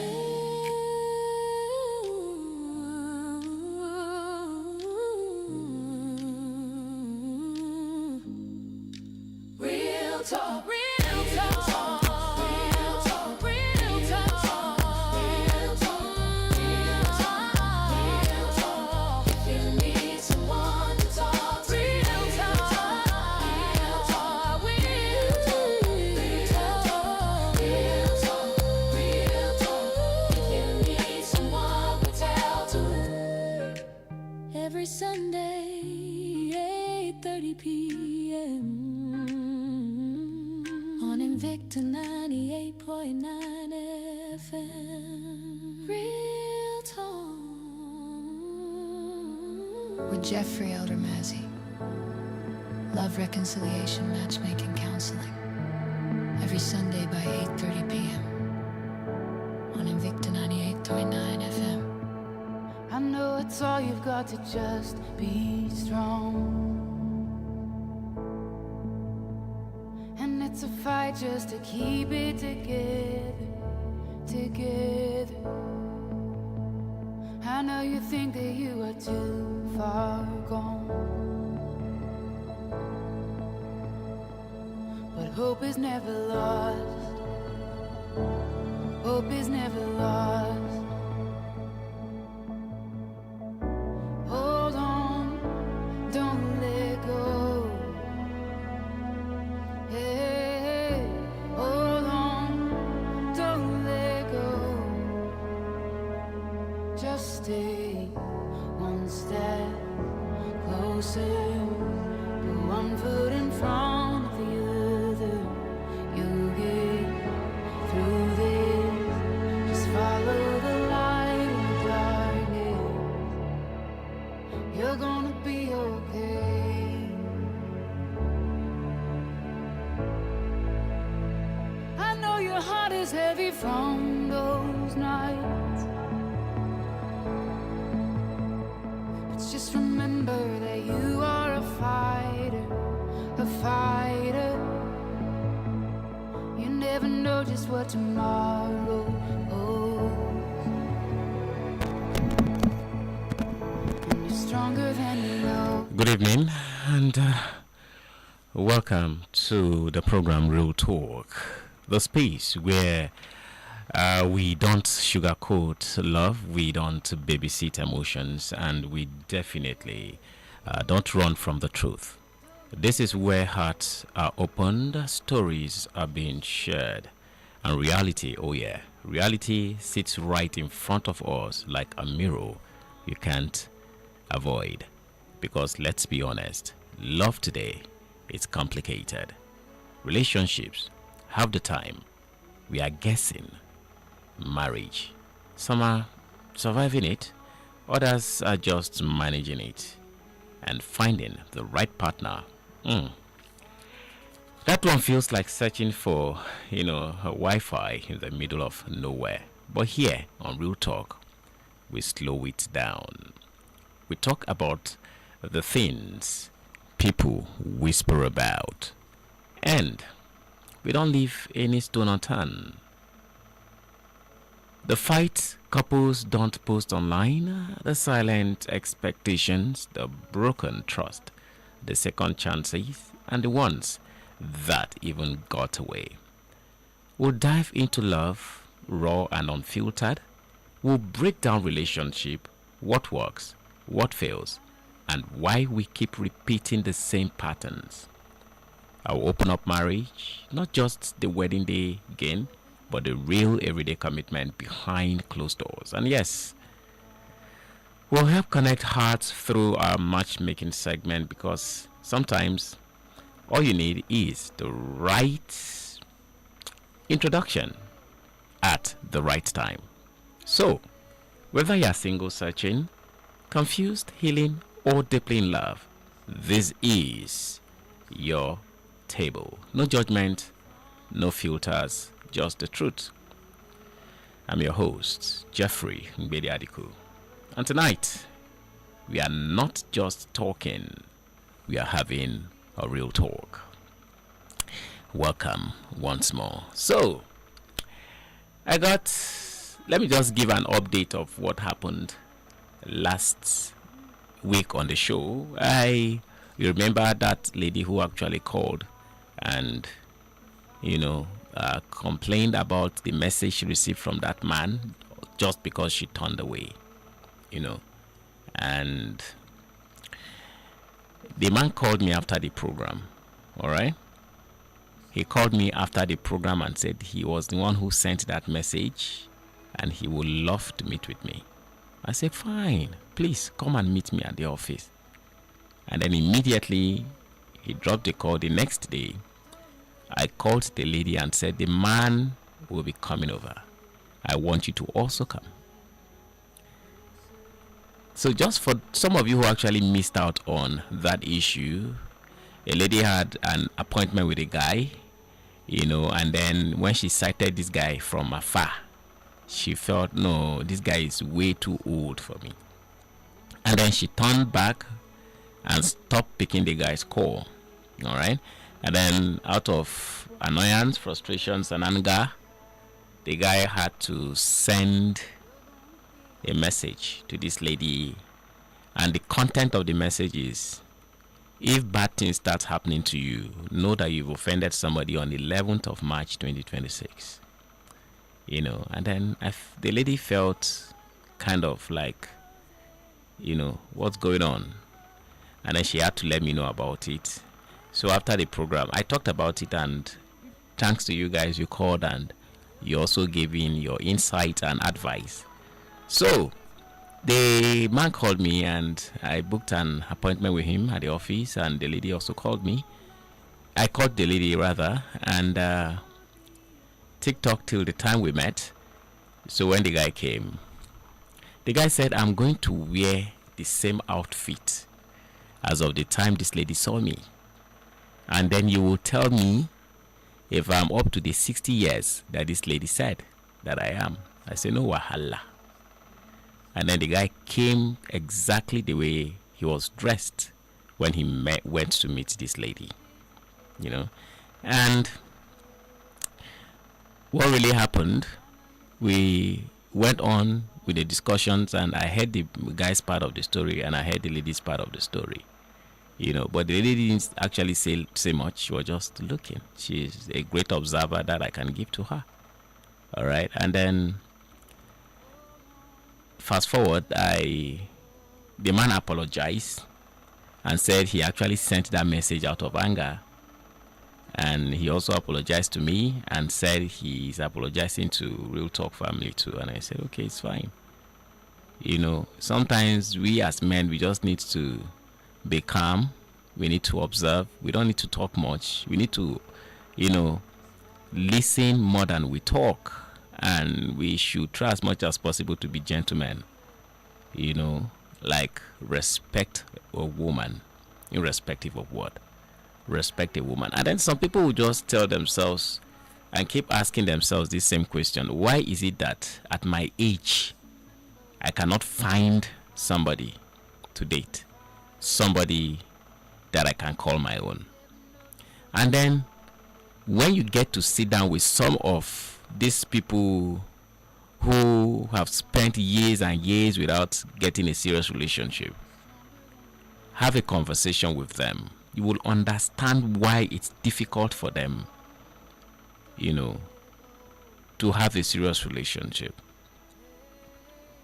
As a man, you need to just be calm. Men are actually taught to be strong, built to be wise, smart, observe more, talk less, and show more of action.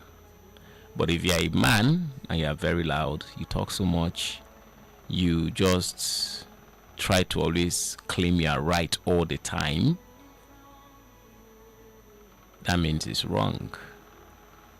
You know, you're actually sharing the same table with the lady, and the lady might just look at you and be like, oh, this guy if he be problem. So in order not to be a problem, watch, observe, learn, and achieve.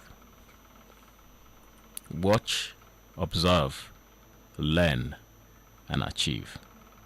As a man, that's exactly what you do. Alright? Yeah, so that is it. Right now, I just want to quickly say this again.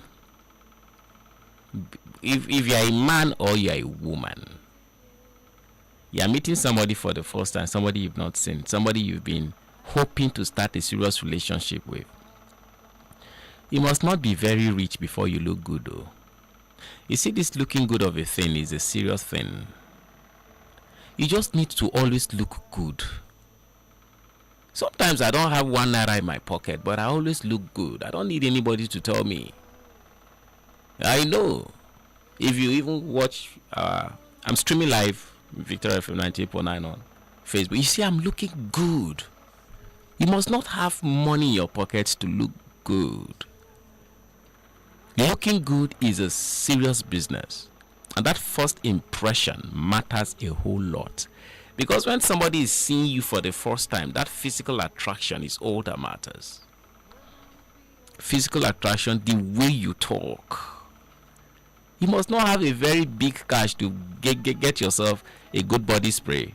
Or more, buy that 500 naira one that those guys mix in bottles. It still smells nice, innit? Going to visit somebody for the first time after you've been talking for a while on phone and you're not looking good. You just need to know what fits you. You need to know that if I put on this thing, people look at you. Today, I noticed a girl, she was looking at me. Because when I left the house, I told myself that, Jeff, you just have to look good. Lot of things going through my mind. Or more problem everywhere. But I cannot look like my problem. That is me for you. A very fine girl. I was like, oh, you know, she was just passing and I was looking. She was looking at me. I said, oh, okay. And I looked at myself. I said, oh, no wonder. Jeff is looking good. First impression matters a whole lot. You can call me a lizard. I don't care. When I fall from the tree, I hail myself. Why? Because looking good is a serious business. Can't go to somebody's place for the first time looking anyhow. It doesn't make sense. It don't make sense. I'm saying this as a man. Or go shave now. Like, you just need to shave, carve. And if there's a way that you can even have beard, but care for it, you know, carve it if you don't want to barb your hair.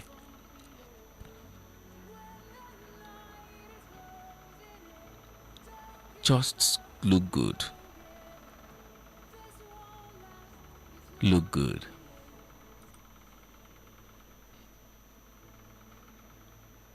And then, let me just quickly say this. To the ladies too. You also have a role to play in looking good. You have a role to play in looking good. Do you know that that word, ugly, doesn't exist? Ugly doesn't exist. See, when you wear good clothes, it must not be very expensive. It must not even be an expensive cloth. Omo, go Kaswambechi. Go to, what they call it, that first bank in Sabo on Sunday morning. with your 500 naira, you can get a beautiful top for yourself. When you knock am for body the waka. Who boutique you buy been for bend down you carry am? Don't tell yourself that I don't have cash to do this. I don't have cash, madam. If you don't have money to buy wig, if you don't have money to braid your hair, cut your hair short and treat it well. There are lots of ladies on low cut that look beautiful. In fact, I even admire ladies on low cut. Because if you are trying so hard to be a different person that you are not, you are going to spend so much trying to live a fake life. Now, as monkey hand, they take cover face. No, do pass yourself. So in essence, what I'm trying to say is look good and presentable. There's this what's this guy's name? Is it Kolu? Or I think it's Kolu also. That guy that does that live streaming with Kata Ife. Yeah, I'm not going to call him any name. I'm not going to tell you if it's fine or not. Omo, I saw this guy.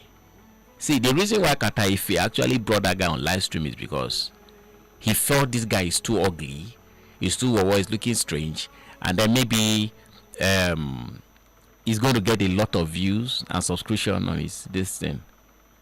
But the way he looked, he didn't look at himself like somebody who is not looking nice. Omo, if you see this guy gadge up, like if you see him putting on good clothes,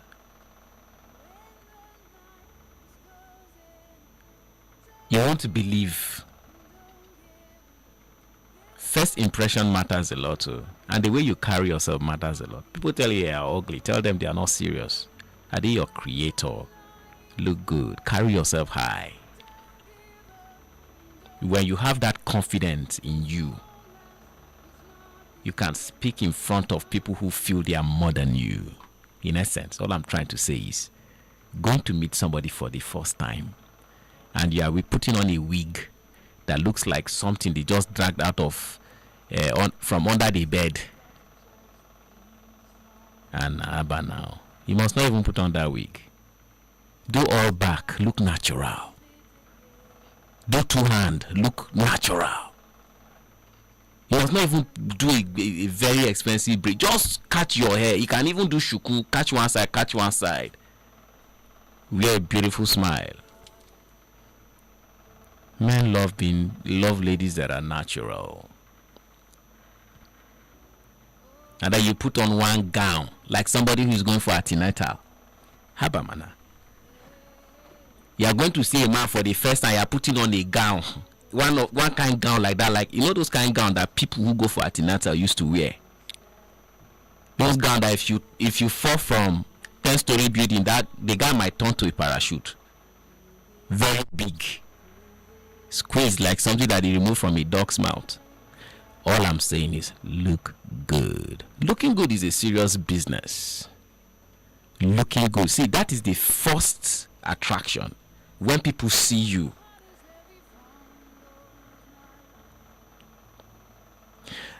Let me give you an example. There's this haircut that, haircut salon that I went. I wanted to go and cut my hair. And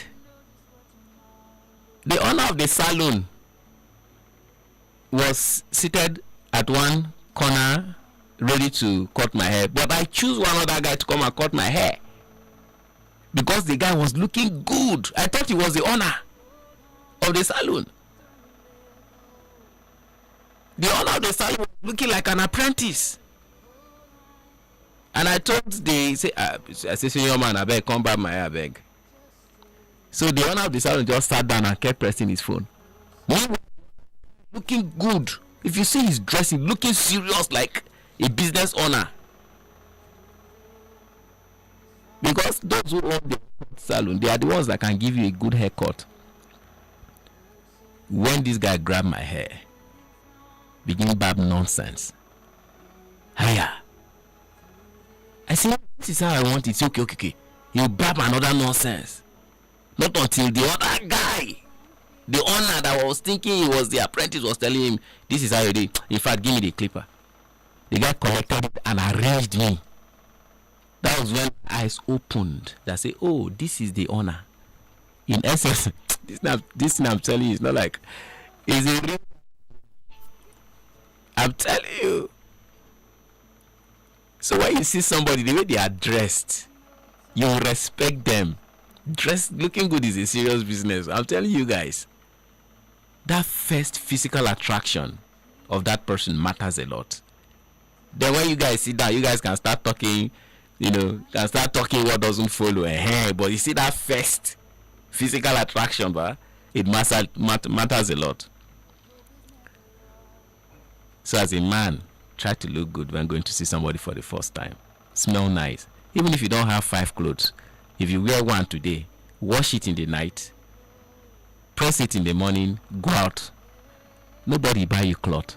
So nobody is going to tell you that you keep repeating cloth. No, as long as you look good in it and you are taking care of that clothes, that is it for you. Don't just go meet somebody anyhow. Your leg will just look like somebody who is coming from Lusawa in Angwarumi. I went there today. Jesus Christ. God. Roman people, you guys are trying. When I was seeing all those posts on social media that they have, what they call it, that they have repaired Romy, it remains small. I will have put on a white cloth. Something say, guy, change them. I thought everywhere in Romy has been tired.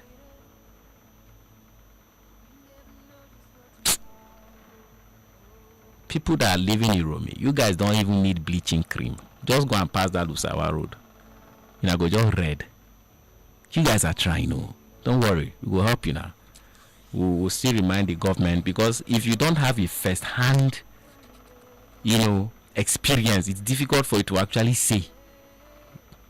We're really going to do something about it. But in the meantime, the program is Real Talk. My name is Jeff. So let's just open 4 lines. Let me get to hear from you people. All right? One girl said, these people, when they come visit us, they come meet us for the first time. They talk to them and then they look good. I say, my sister, how I want to do? I've played my own part. It's not left for them to do theirs. 081400989, 081400989, 07087800989, 07087800989 is the number to call to be part of this conversation. Hello, good evening. Hello. Your radio is too loud. Can you turn it low? Yes, good evening. Your name and where you calling from? Hello? Hello?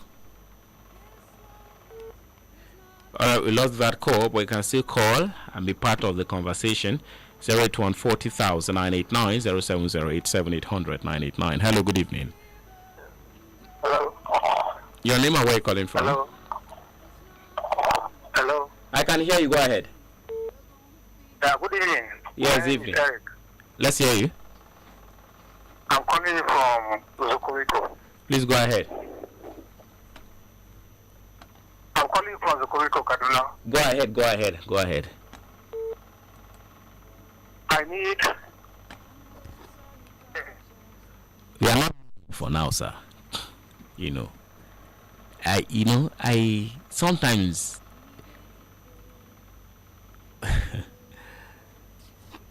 we don't go through the options before we answer exam questions. Hello, good evening. Hello. Good evening. Hello, good evening. Your name and where you calling from? Good evening. I can hear you. Go ahead. Okay, sorry, you are talking about the dressing. Sorry. My name is Sophia. I'm calling from Maria. Let's hear you. First caller, sir. It's nice to have you on the show. Yes, sir. So, you're talking about dressing. Dressing good is awesome, and I believe dressing good is also attractive, and it's always bringing the ideas on how person looks like, or or how you want people to address you. That's what I know. Dressing, being it all is also good. That's what I can say. So good. All right. Thank you. All right. Looking good is a serious business. Meeting somebody for a date, somebody you've been chatting with for a very long time. You know, you're meeting that person for the first time. My brother and sister look good. Hello. Good evening. Yes, your name and where you calling from? Hey, Samuel is calling from Kumashi. Let's hear you. This program is very interesting because, honestly, you always make me feel a lot of joy. You see this issue of dressing bar. Some people, they just talk like you, like just think, and you just say it, you go to the boutique and go and buy expensive clothes. That's where you can be able to make yourself look nice. It's not like that. People, even common body spray, there are category of body spray. The one you can even actually one of them smell nice. That's just the truth. But some cannot even do that. The person alone needs just some opportunity. And you see, some people have made their challenges, and I want to just encourage you the simple. If you have a man that is very serious in your life, as a lady, and as a guy, you have a lady that is serious. You notice there are this mentality that people say the beautiful one are not yet born. Sometimes that's why you see people come from the go enter fire. Because that one is not. All right, thank you so much for being part of the show. And don't give in. This won't last. It's not the end. It's not the end. You're gonna be okay. When the night is closing in, don't give up and don't give in. This won't last. It's not the end. Hello? It's not the Yes, good evening. Good evening. Yeah, my name is Samuel. I'm calling from television. All right, let's hear you. Yes, Samuel. Listen, can you hear me? Yes, go ahead. Okay. I want to say kudos to you. Actually, should I say I want to kudos to my amazing wife because you are the one that actually makes sure that I dress good, especially when I'm going out. But then, if you don't mind, if I want to metamorphose it to a question, what if somebody wants to go out and then unfortunately we know the epileptic power supply and there's no let's say there's no iron for you to iron your clothes and stuff like that and it's squeezed, what will you do? That's just my question. You're doing a wonderful job. More grace to you, Elder Mazi. I celebrate you, sir. Thank you so much, sir. Thank you. If you want to go out and light no day, what do? My brother wear jeans and a neat t-shirt. Where you can, if you don't have a trainers like canvas to put on, put on a palm slippers. Just look neat. You must not put on what I'm putting on now, like an up and down jalabia, to look like somebody who has money. You know, just you can wear jeans. Just look. There's a way you can dress simple and you look good. You know, there's a way you can do that. So, I think, let me see, take a few more calls before we move over to the matchmaking segment. Good evening. Hello? Hello? Good evening. Hello, good evening, sir. Yes, your name and where you calling from? Calling from television, opposite of you. Uncle says today, so I wanted to advise those people that are coming to us those people that say they are looking for a wife to marry. Honestly, some people Magaji, the way they look, as if they are just coming from farm. Some of them they will just get, you know what, even if you don't have money, but you should look neat. That is the only thing that stealing me from a man. Honestly, when a man look neat, I'm okay with that. I'm telling you this, Magaji, please. Talk to them, please. That's what I've been telling them since. Alright, so you heard? She said she's not the first person to tell me this. Oh, like I've heard like 5 girls. In fact, the first girl that ever told me this was like, Omo, that guy know they bath. I felt very bad about it. And this is the guy that will not let me rest with I need a girlfriend. Like,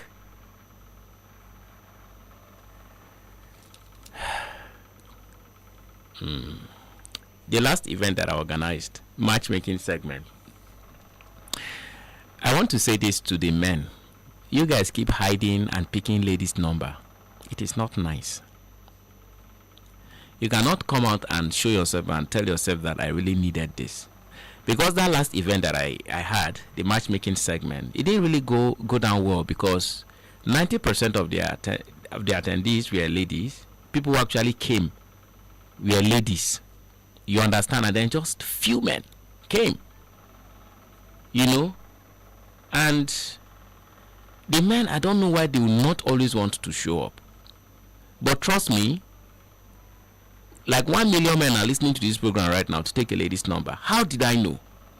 If I give out a lady's number, they call me and say their phone almost explodes. Because people will keep calling even till early hours of the morning, like 2 a.m., 3 a.m. People are still calling. I'll be like, wow. So people really do listen to this program. Men will call and keep calling.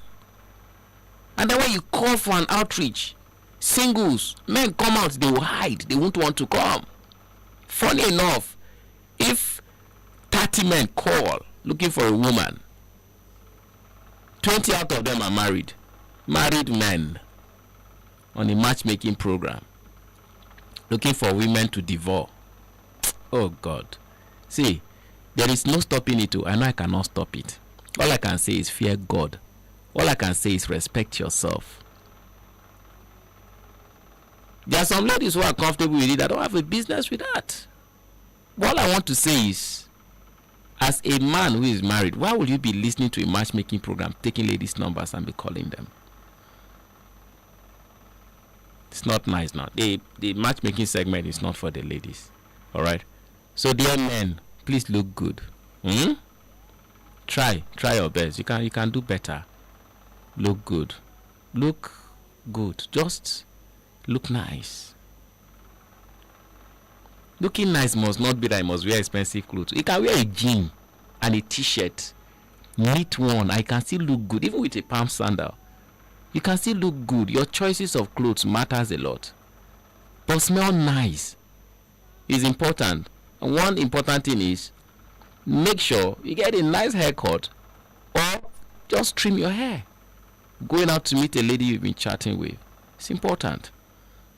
And to the ladies, I always tell you, 100 men will call you.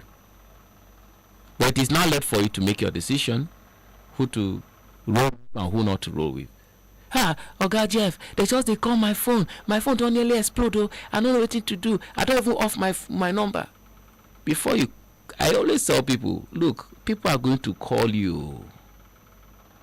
They are going, and as small boys, they even come. Seth, I know, let the small boys come. What do you expect? But that person will definitely come. All I'm simply saying is, as a lady, whoever calls you, entertain that person's call with respect.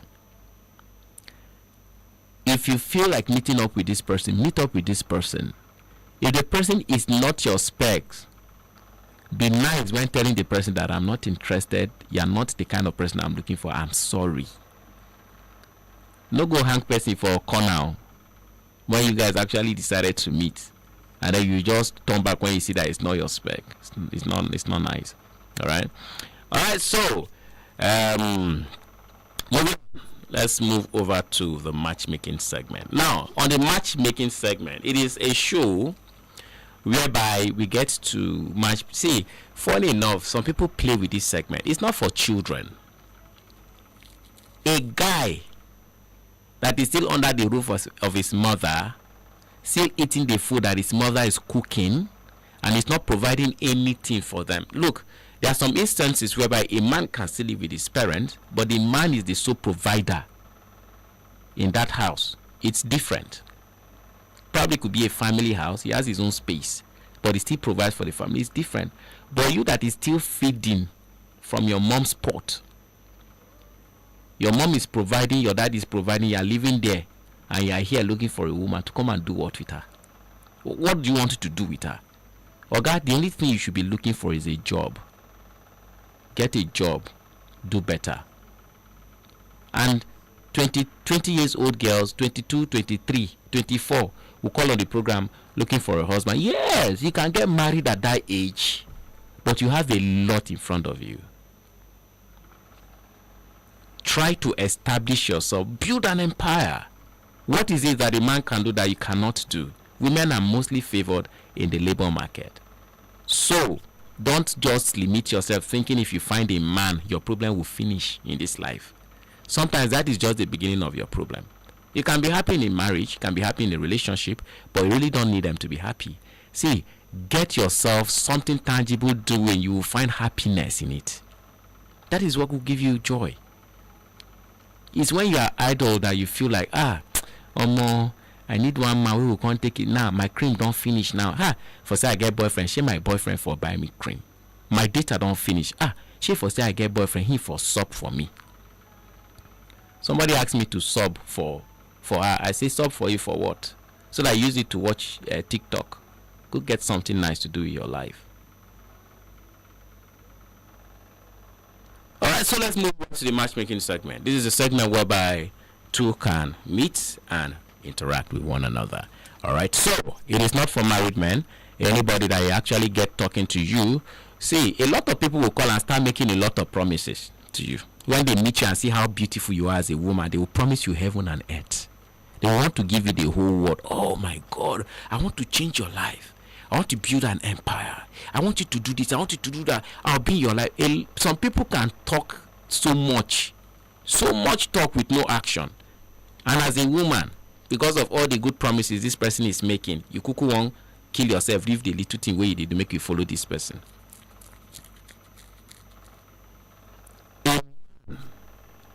That can, provide for you will not talk so much.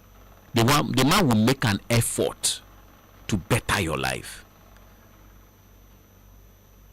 If the man wants you to continue your education, higher education, probably you guys talked about it.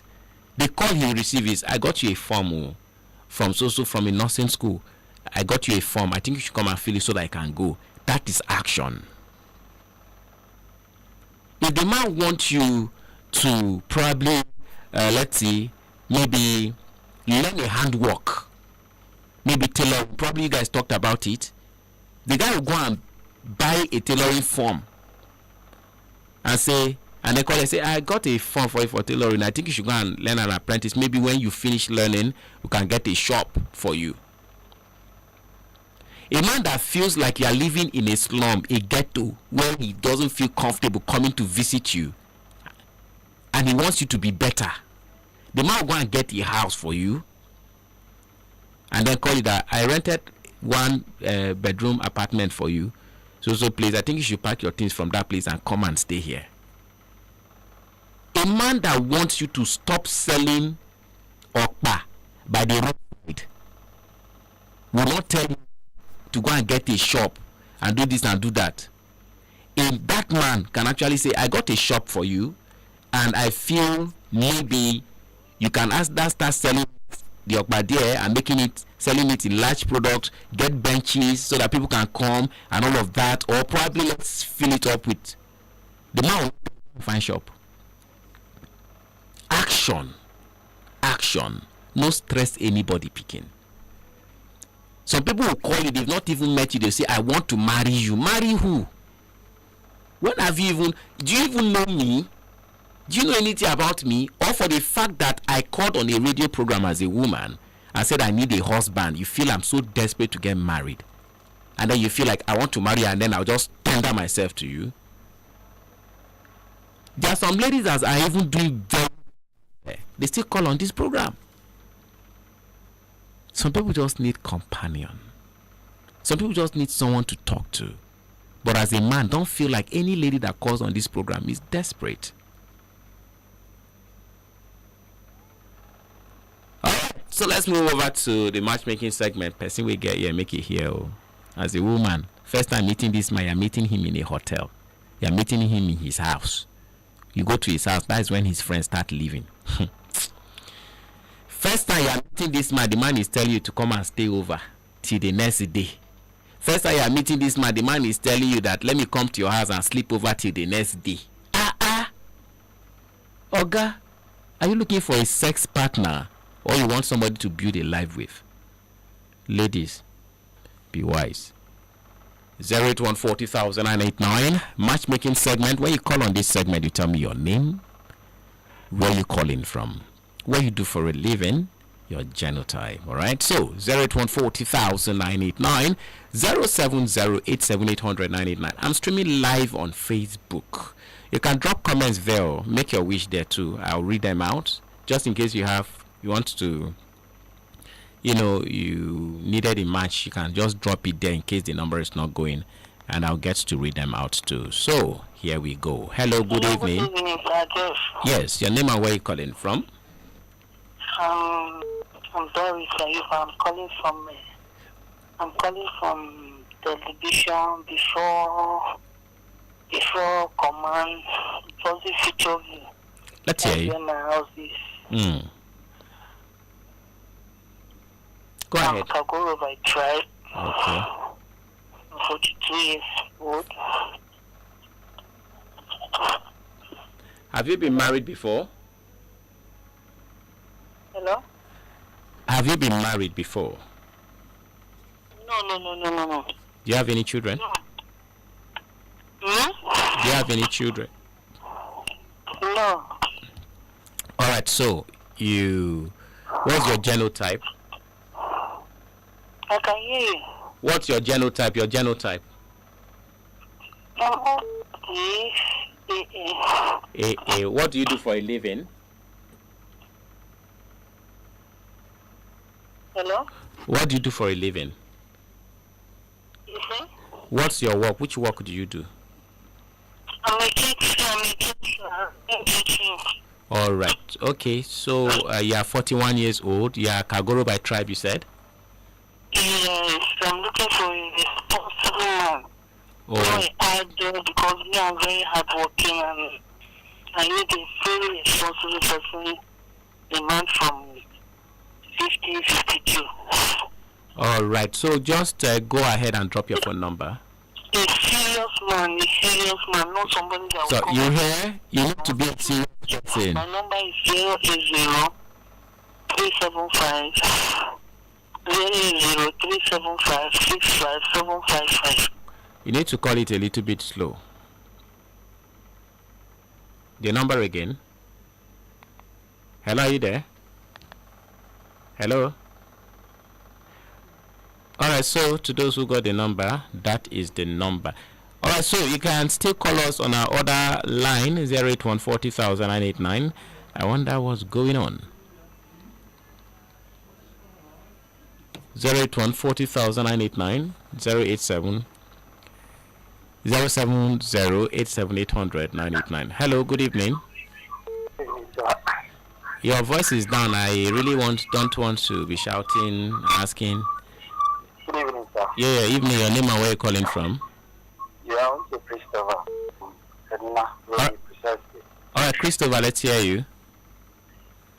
Yeah, I am Magaji by tribe. I am a tutor. My genotype is AA. So I'm looking for a friend. All right, so how old are you? I am 41 years old. 41 years old. You teach. Yes.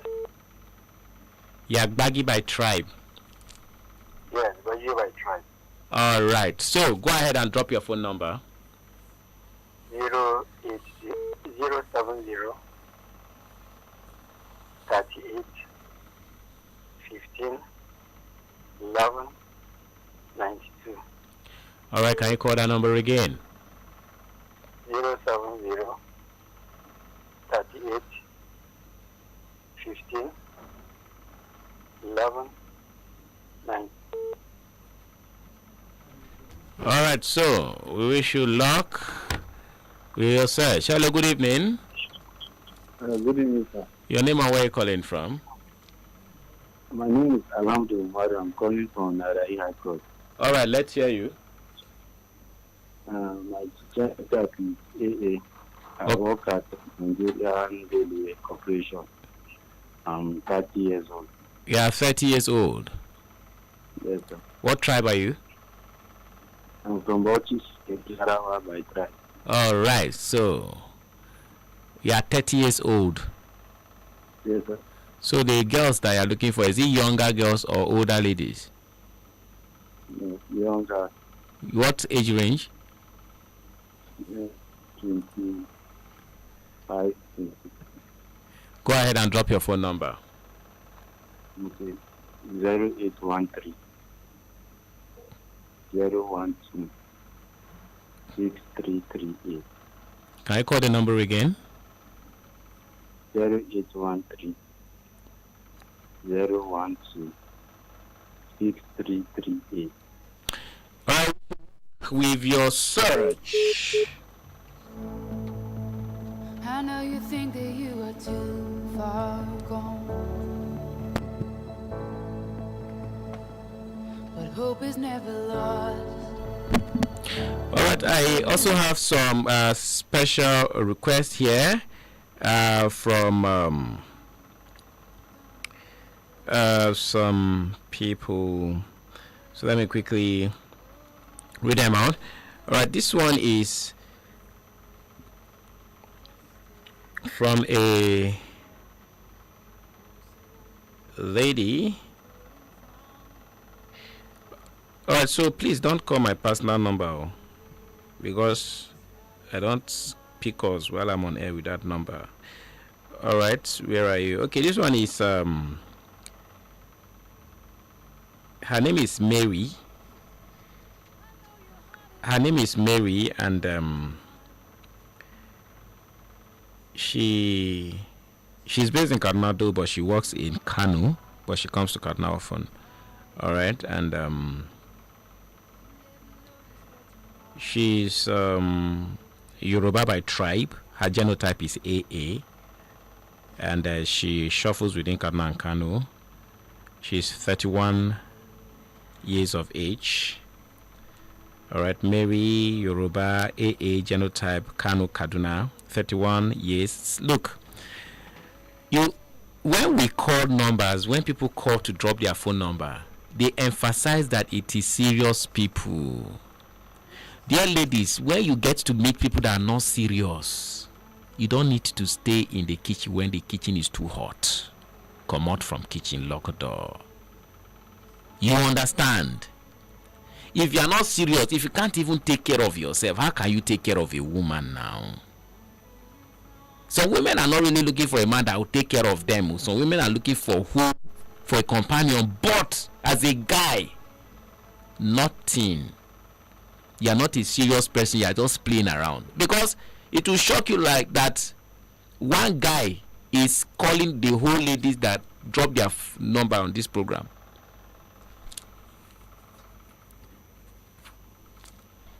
Even some from the program, they are still there secretly picking numbers, calling.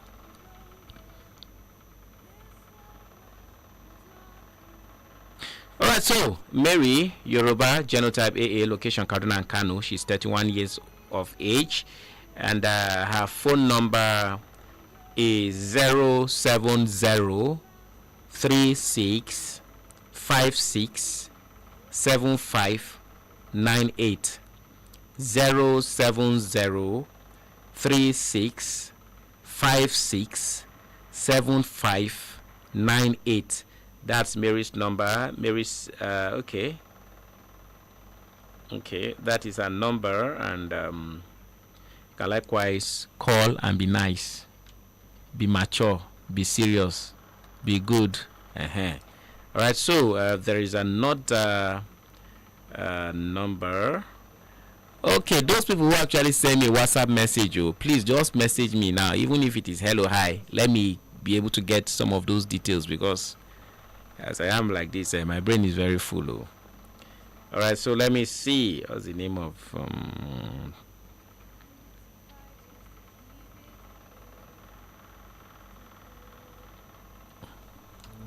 I know you think that you are too far gone, but hope is never lost. Hope is never lost.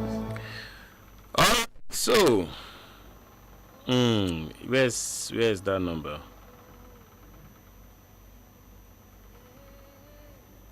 Okay, So this one is from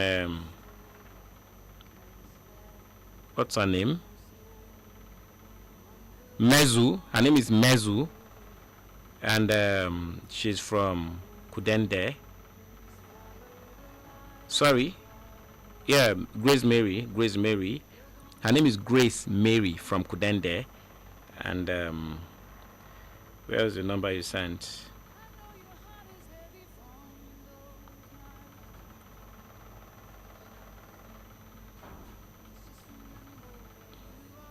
She's Igbo by tribe.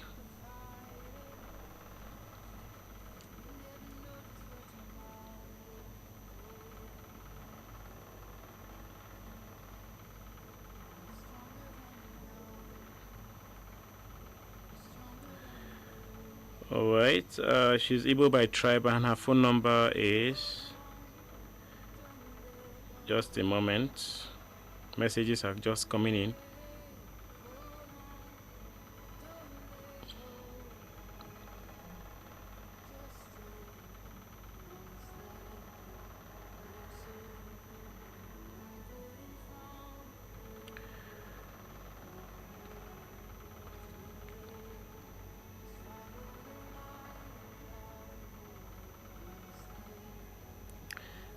Okay, I'm so sorry trying to get that number, but in the meantime, let me pick more calls. 081 40989 070 800 989. All right, is the number to call to be part of the matchmaking segment, and I'll soon be drawing curtains on the show because it's almost time.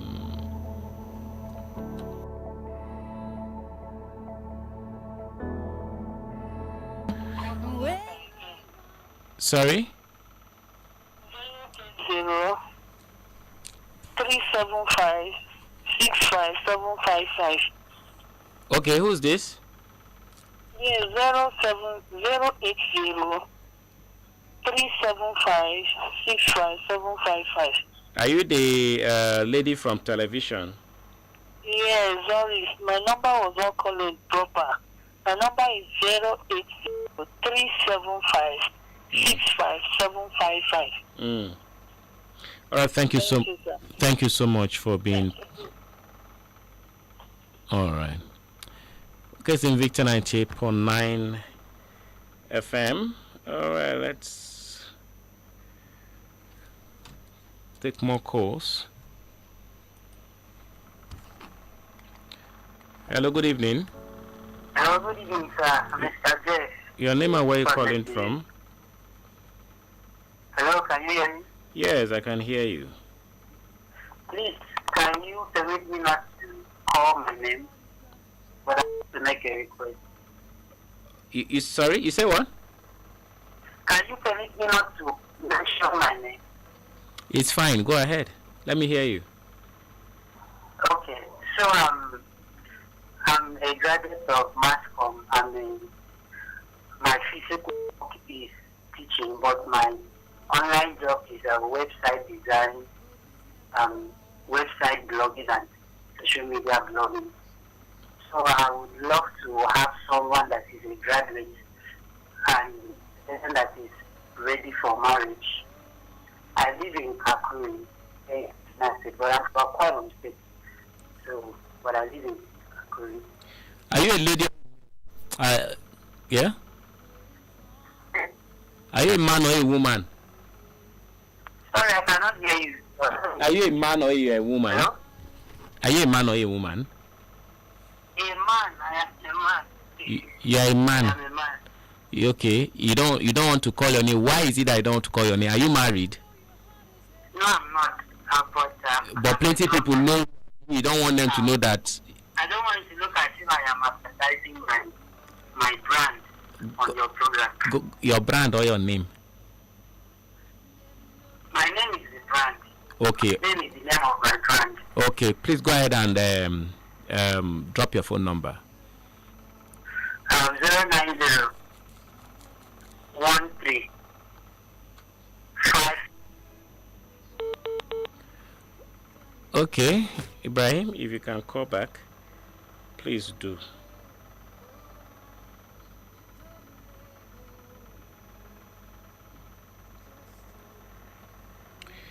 Yeah, I think I have a final request here. Hello? Your radio is loud. Please turn it low.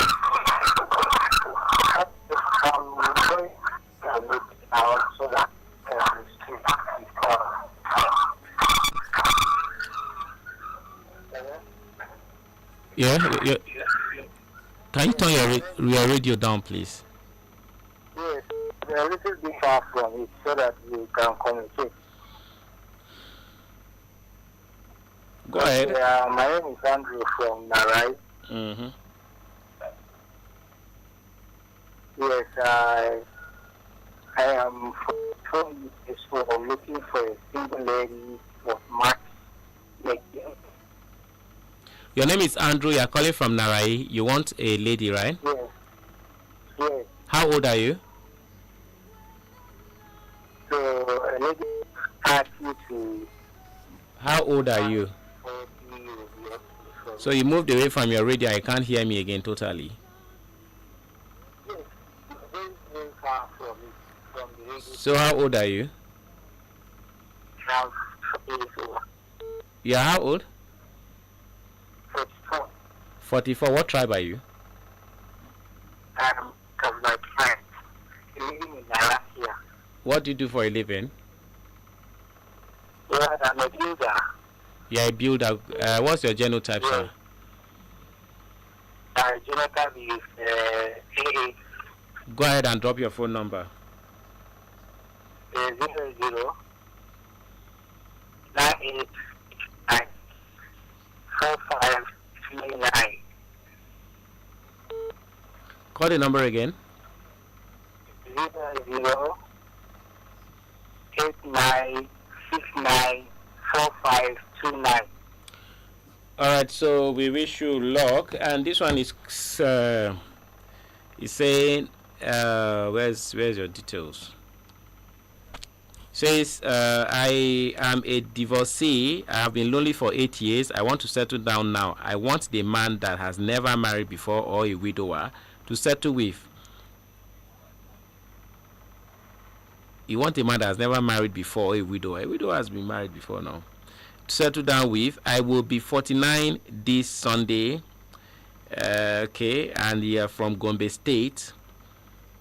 You want a loving, caring man. And you're Sarah Timothy.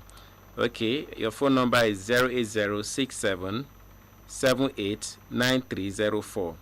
08067 789304. That's your phone number.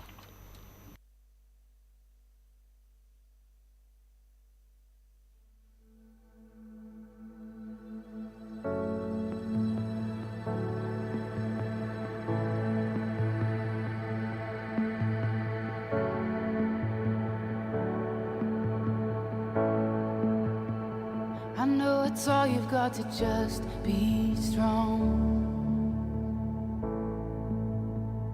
And it's a fight just to keep it together. Hello, good evening. Hello, good evening, sir. Your name and where you're calling from? Your name from? This is Rafa calling from Narai. Alright, Ralph, let's hear you. Hello, can you hear me, sir? Yes, sir. This is Rafa calling from Narai. Okay, Raphael, let's hear you now. I've been following your program. Yeah, I know that's why you called, of course. So let's hear you. I'm very, very, very happy to hear you on this evening, sir.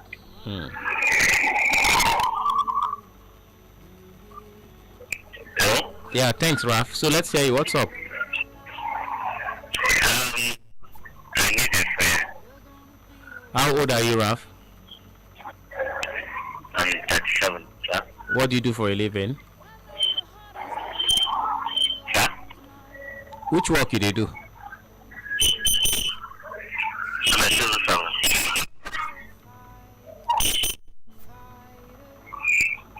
Okay. What? Close to your radio. Can you just shift away? AA. What tribe are you? AA. What tribe? tribe are you? What tribe are you, sir? Huh?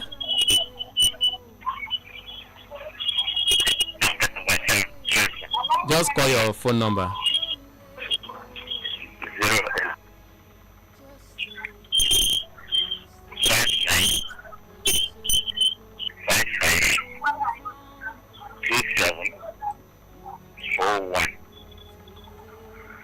Mm. 080-55-27-41. Well, thank you so much for being part of the program, and we wish you luck. All right, so Ibrahim Mohammed Kedi, he said, good evening, looking good tonight. Love this program, always with you right on radio every Sunday at exactly the time. Please let the girls seeking for a guy for a relationship try to be more careful, calm, because there are many greedy guys out there that are just waiting for those girls that are eager to get married. Please alert those girls. I've been trying to get a decent working class girl, but yet I didn't get a match. Have a wonderful night, rest, and a great week ahead. All right, Ibrahim Mohammed KD, wish you the very best of your search. Good evening, Vera Odi. Indeed, you are looking good. Yeah, it's a serious business to me. Give so more grace to you and to Israel James. I see your message. Kingsley Marcos, Danladi Naomi, Ayuba Gwantu. I see your message. Victor Sule, thank you so much for being part of the show. I appreciate you all. All right, so and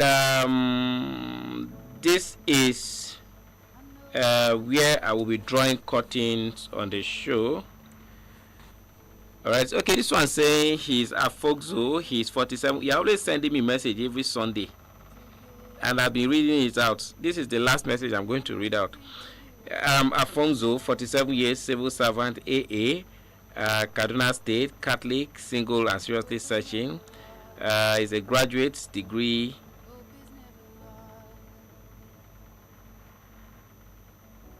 Okay, I'm being specific. You don't want nurse.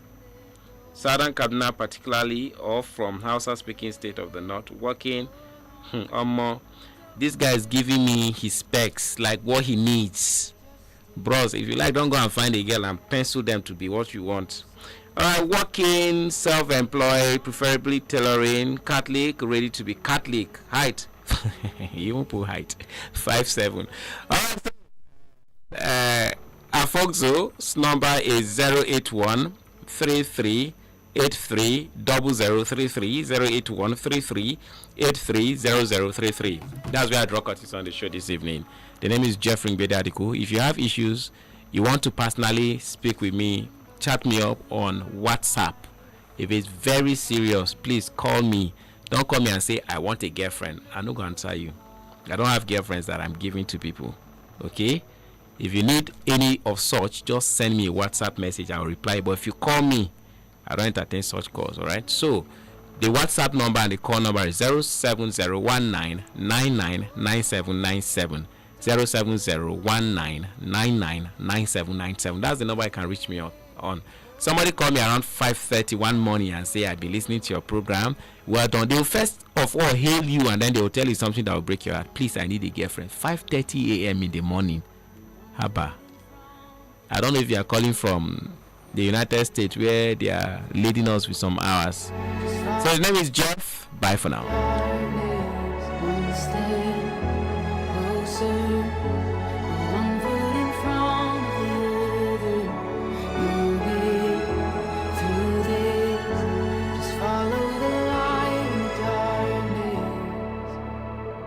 You're gonna be okay.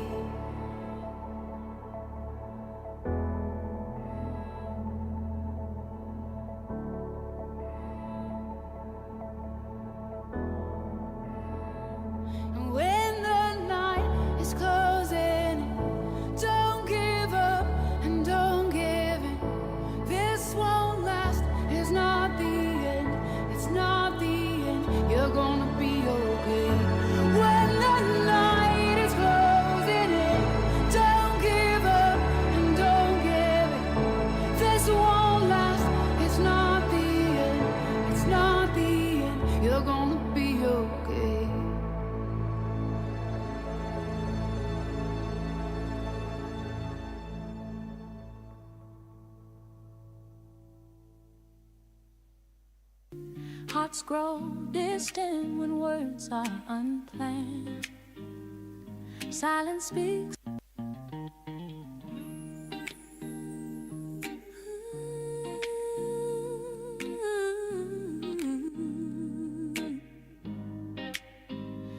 Love is not always easy to understand. Hearts grow distant when words are unplanned. Silence speaks when emotions are deep, and broken promises disturb our sleep. When trust feels fragile, when hope feels small, and you're searching for answers to love's call, there's a voice that listens, steady and wise, where truth meets care and healing begins. When your heart needs direction and time, an honest conversation is the only sign. There's a place where love is free to speak, where real solutions replace the weak. Real talk with Elder Mazzy, where real love talk. Real talk on Invicta FM 98.9.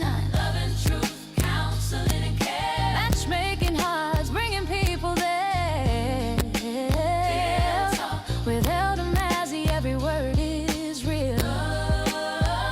From reconciliation to starting anew, from healing old wounds to finding someone true. Every story matters, every voice is heard, every feeling respected, every truth affirmed. If you need guidance or someone to trust, if love feels heavy, your hope feels lost, you don't have to walk this road alone. Paper thin, you play them like a tiny violin. Underneath my skin, I'm falling for the sound with no defense. I memorize my favorite lines, and I play them over and over again. Time after time, a long goodbye, but it don't have to end. Let the strings play and the bass drum roar. Tell me you'll stay for more encore. Promise on hearts that you broke, this won't be our last song. Let the bells ring, harmonies echo, carried by wings of the lies you told. Promise on hearts that you broke, this won't be our last song.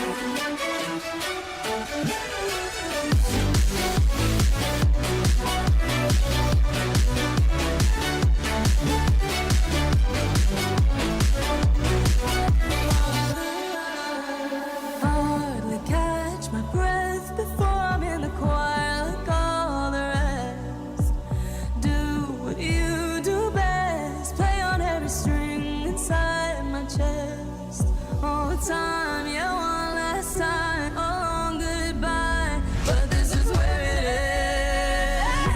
Let the strings play and the bass drum roar. Tell me you'll stay for more encore. Promise on hearts that you broke, this won't be our last song. Let the bells ring, harmonies echo, carried by wings of the lies you told. Promise on hearts that you broke, this won't be our last song.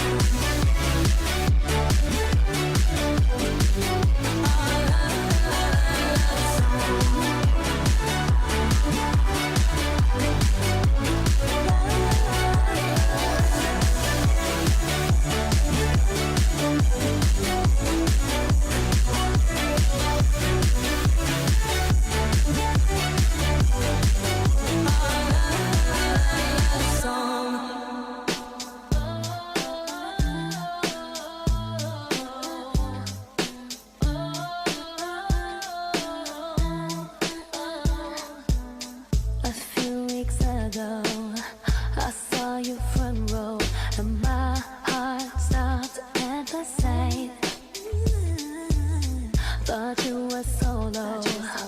you got a girl, though, and my life ain't been the same.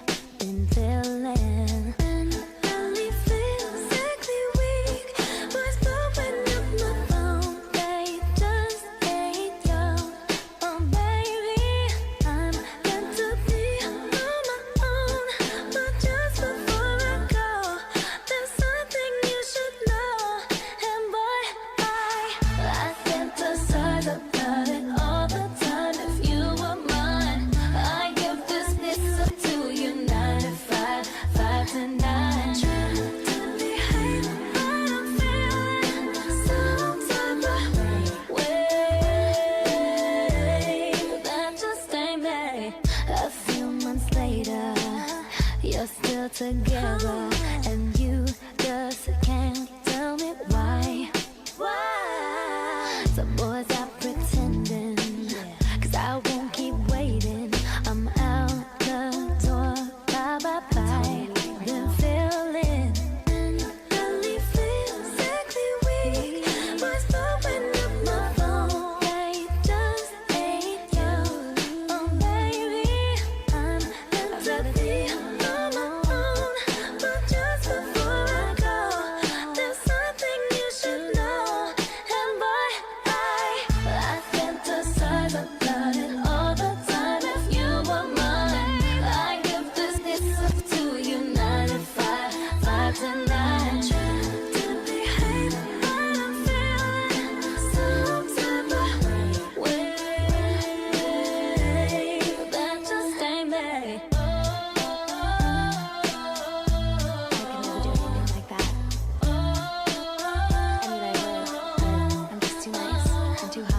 Mentally, physically weak. Was blowing up my phone. They just ain't you. Baby, I fantasize about it all the time. If you were mine, I give this up to you 9 to 5, 5 to 9. Trying to behave, but I'm feeling some type of way that just ain't me.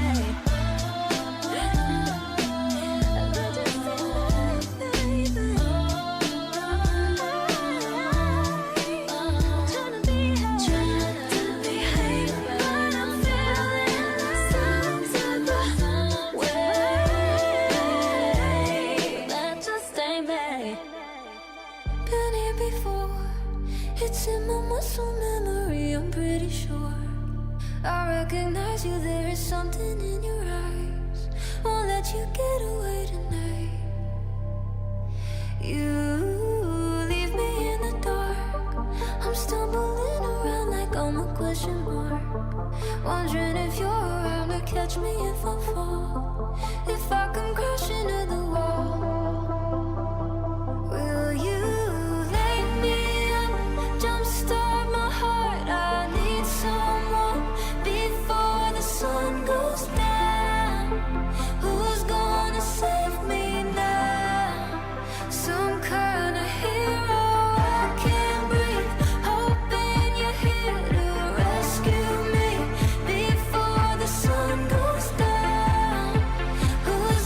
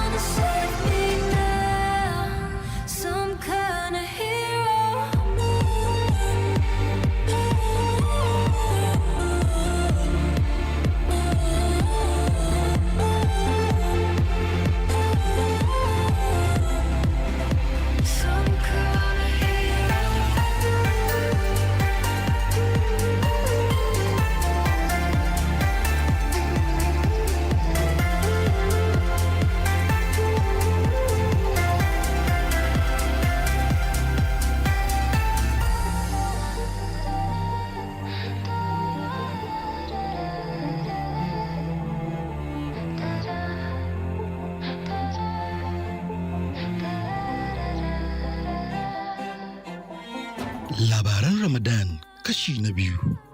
A watan nan na Ramadan zuciya ke tsarkaka. Shin 'yan uwa mata masu adawa za su haƙura? Shin 'yar da ta kauce hanya za ta samu yafiya? Shin imanin amarya na iya ceton mijinta? Ɗan kasuwa zai dawo da mu'amala da iyalinsa? Mai faɗakarwa zai zaɓi tsakanin abokansa da ɗaukaka? Bazawara za ta san ƙarfin halima na buƙatar taimako. Labarai 6 kwanaki 30 imani, iyali, abuta, abinci, yafiya. Labaran Ramadan kashi na biyu. Ku kasance da shirinmu mai nishadantarwa a TV ko ta yanar gizo. A watan nan na Ramadan, Magi za ta nishadantar da ku. Ni da Magi mun dace. Ready to run your money better? Download Bill Station now. iOS or Android Play Store, just search Bill Station or go straight online at billstation.com. Bill Station, no stress, just control.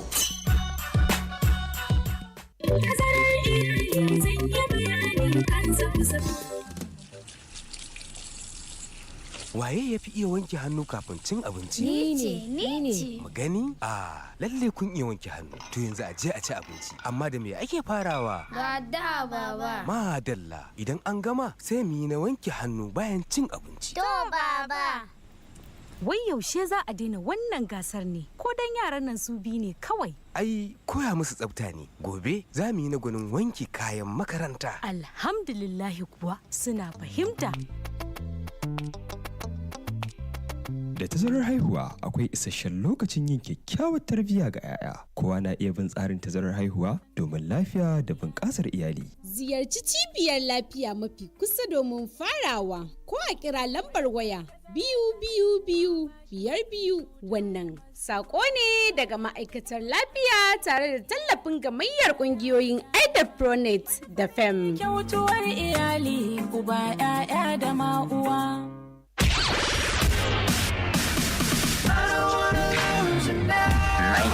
98.9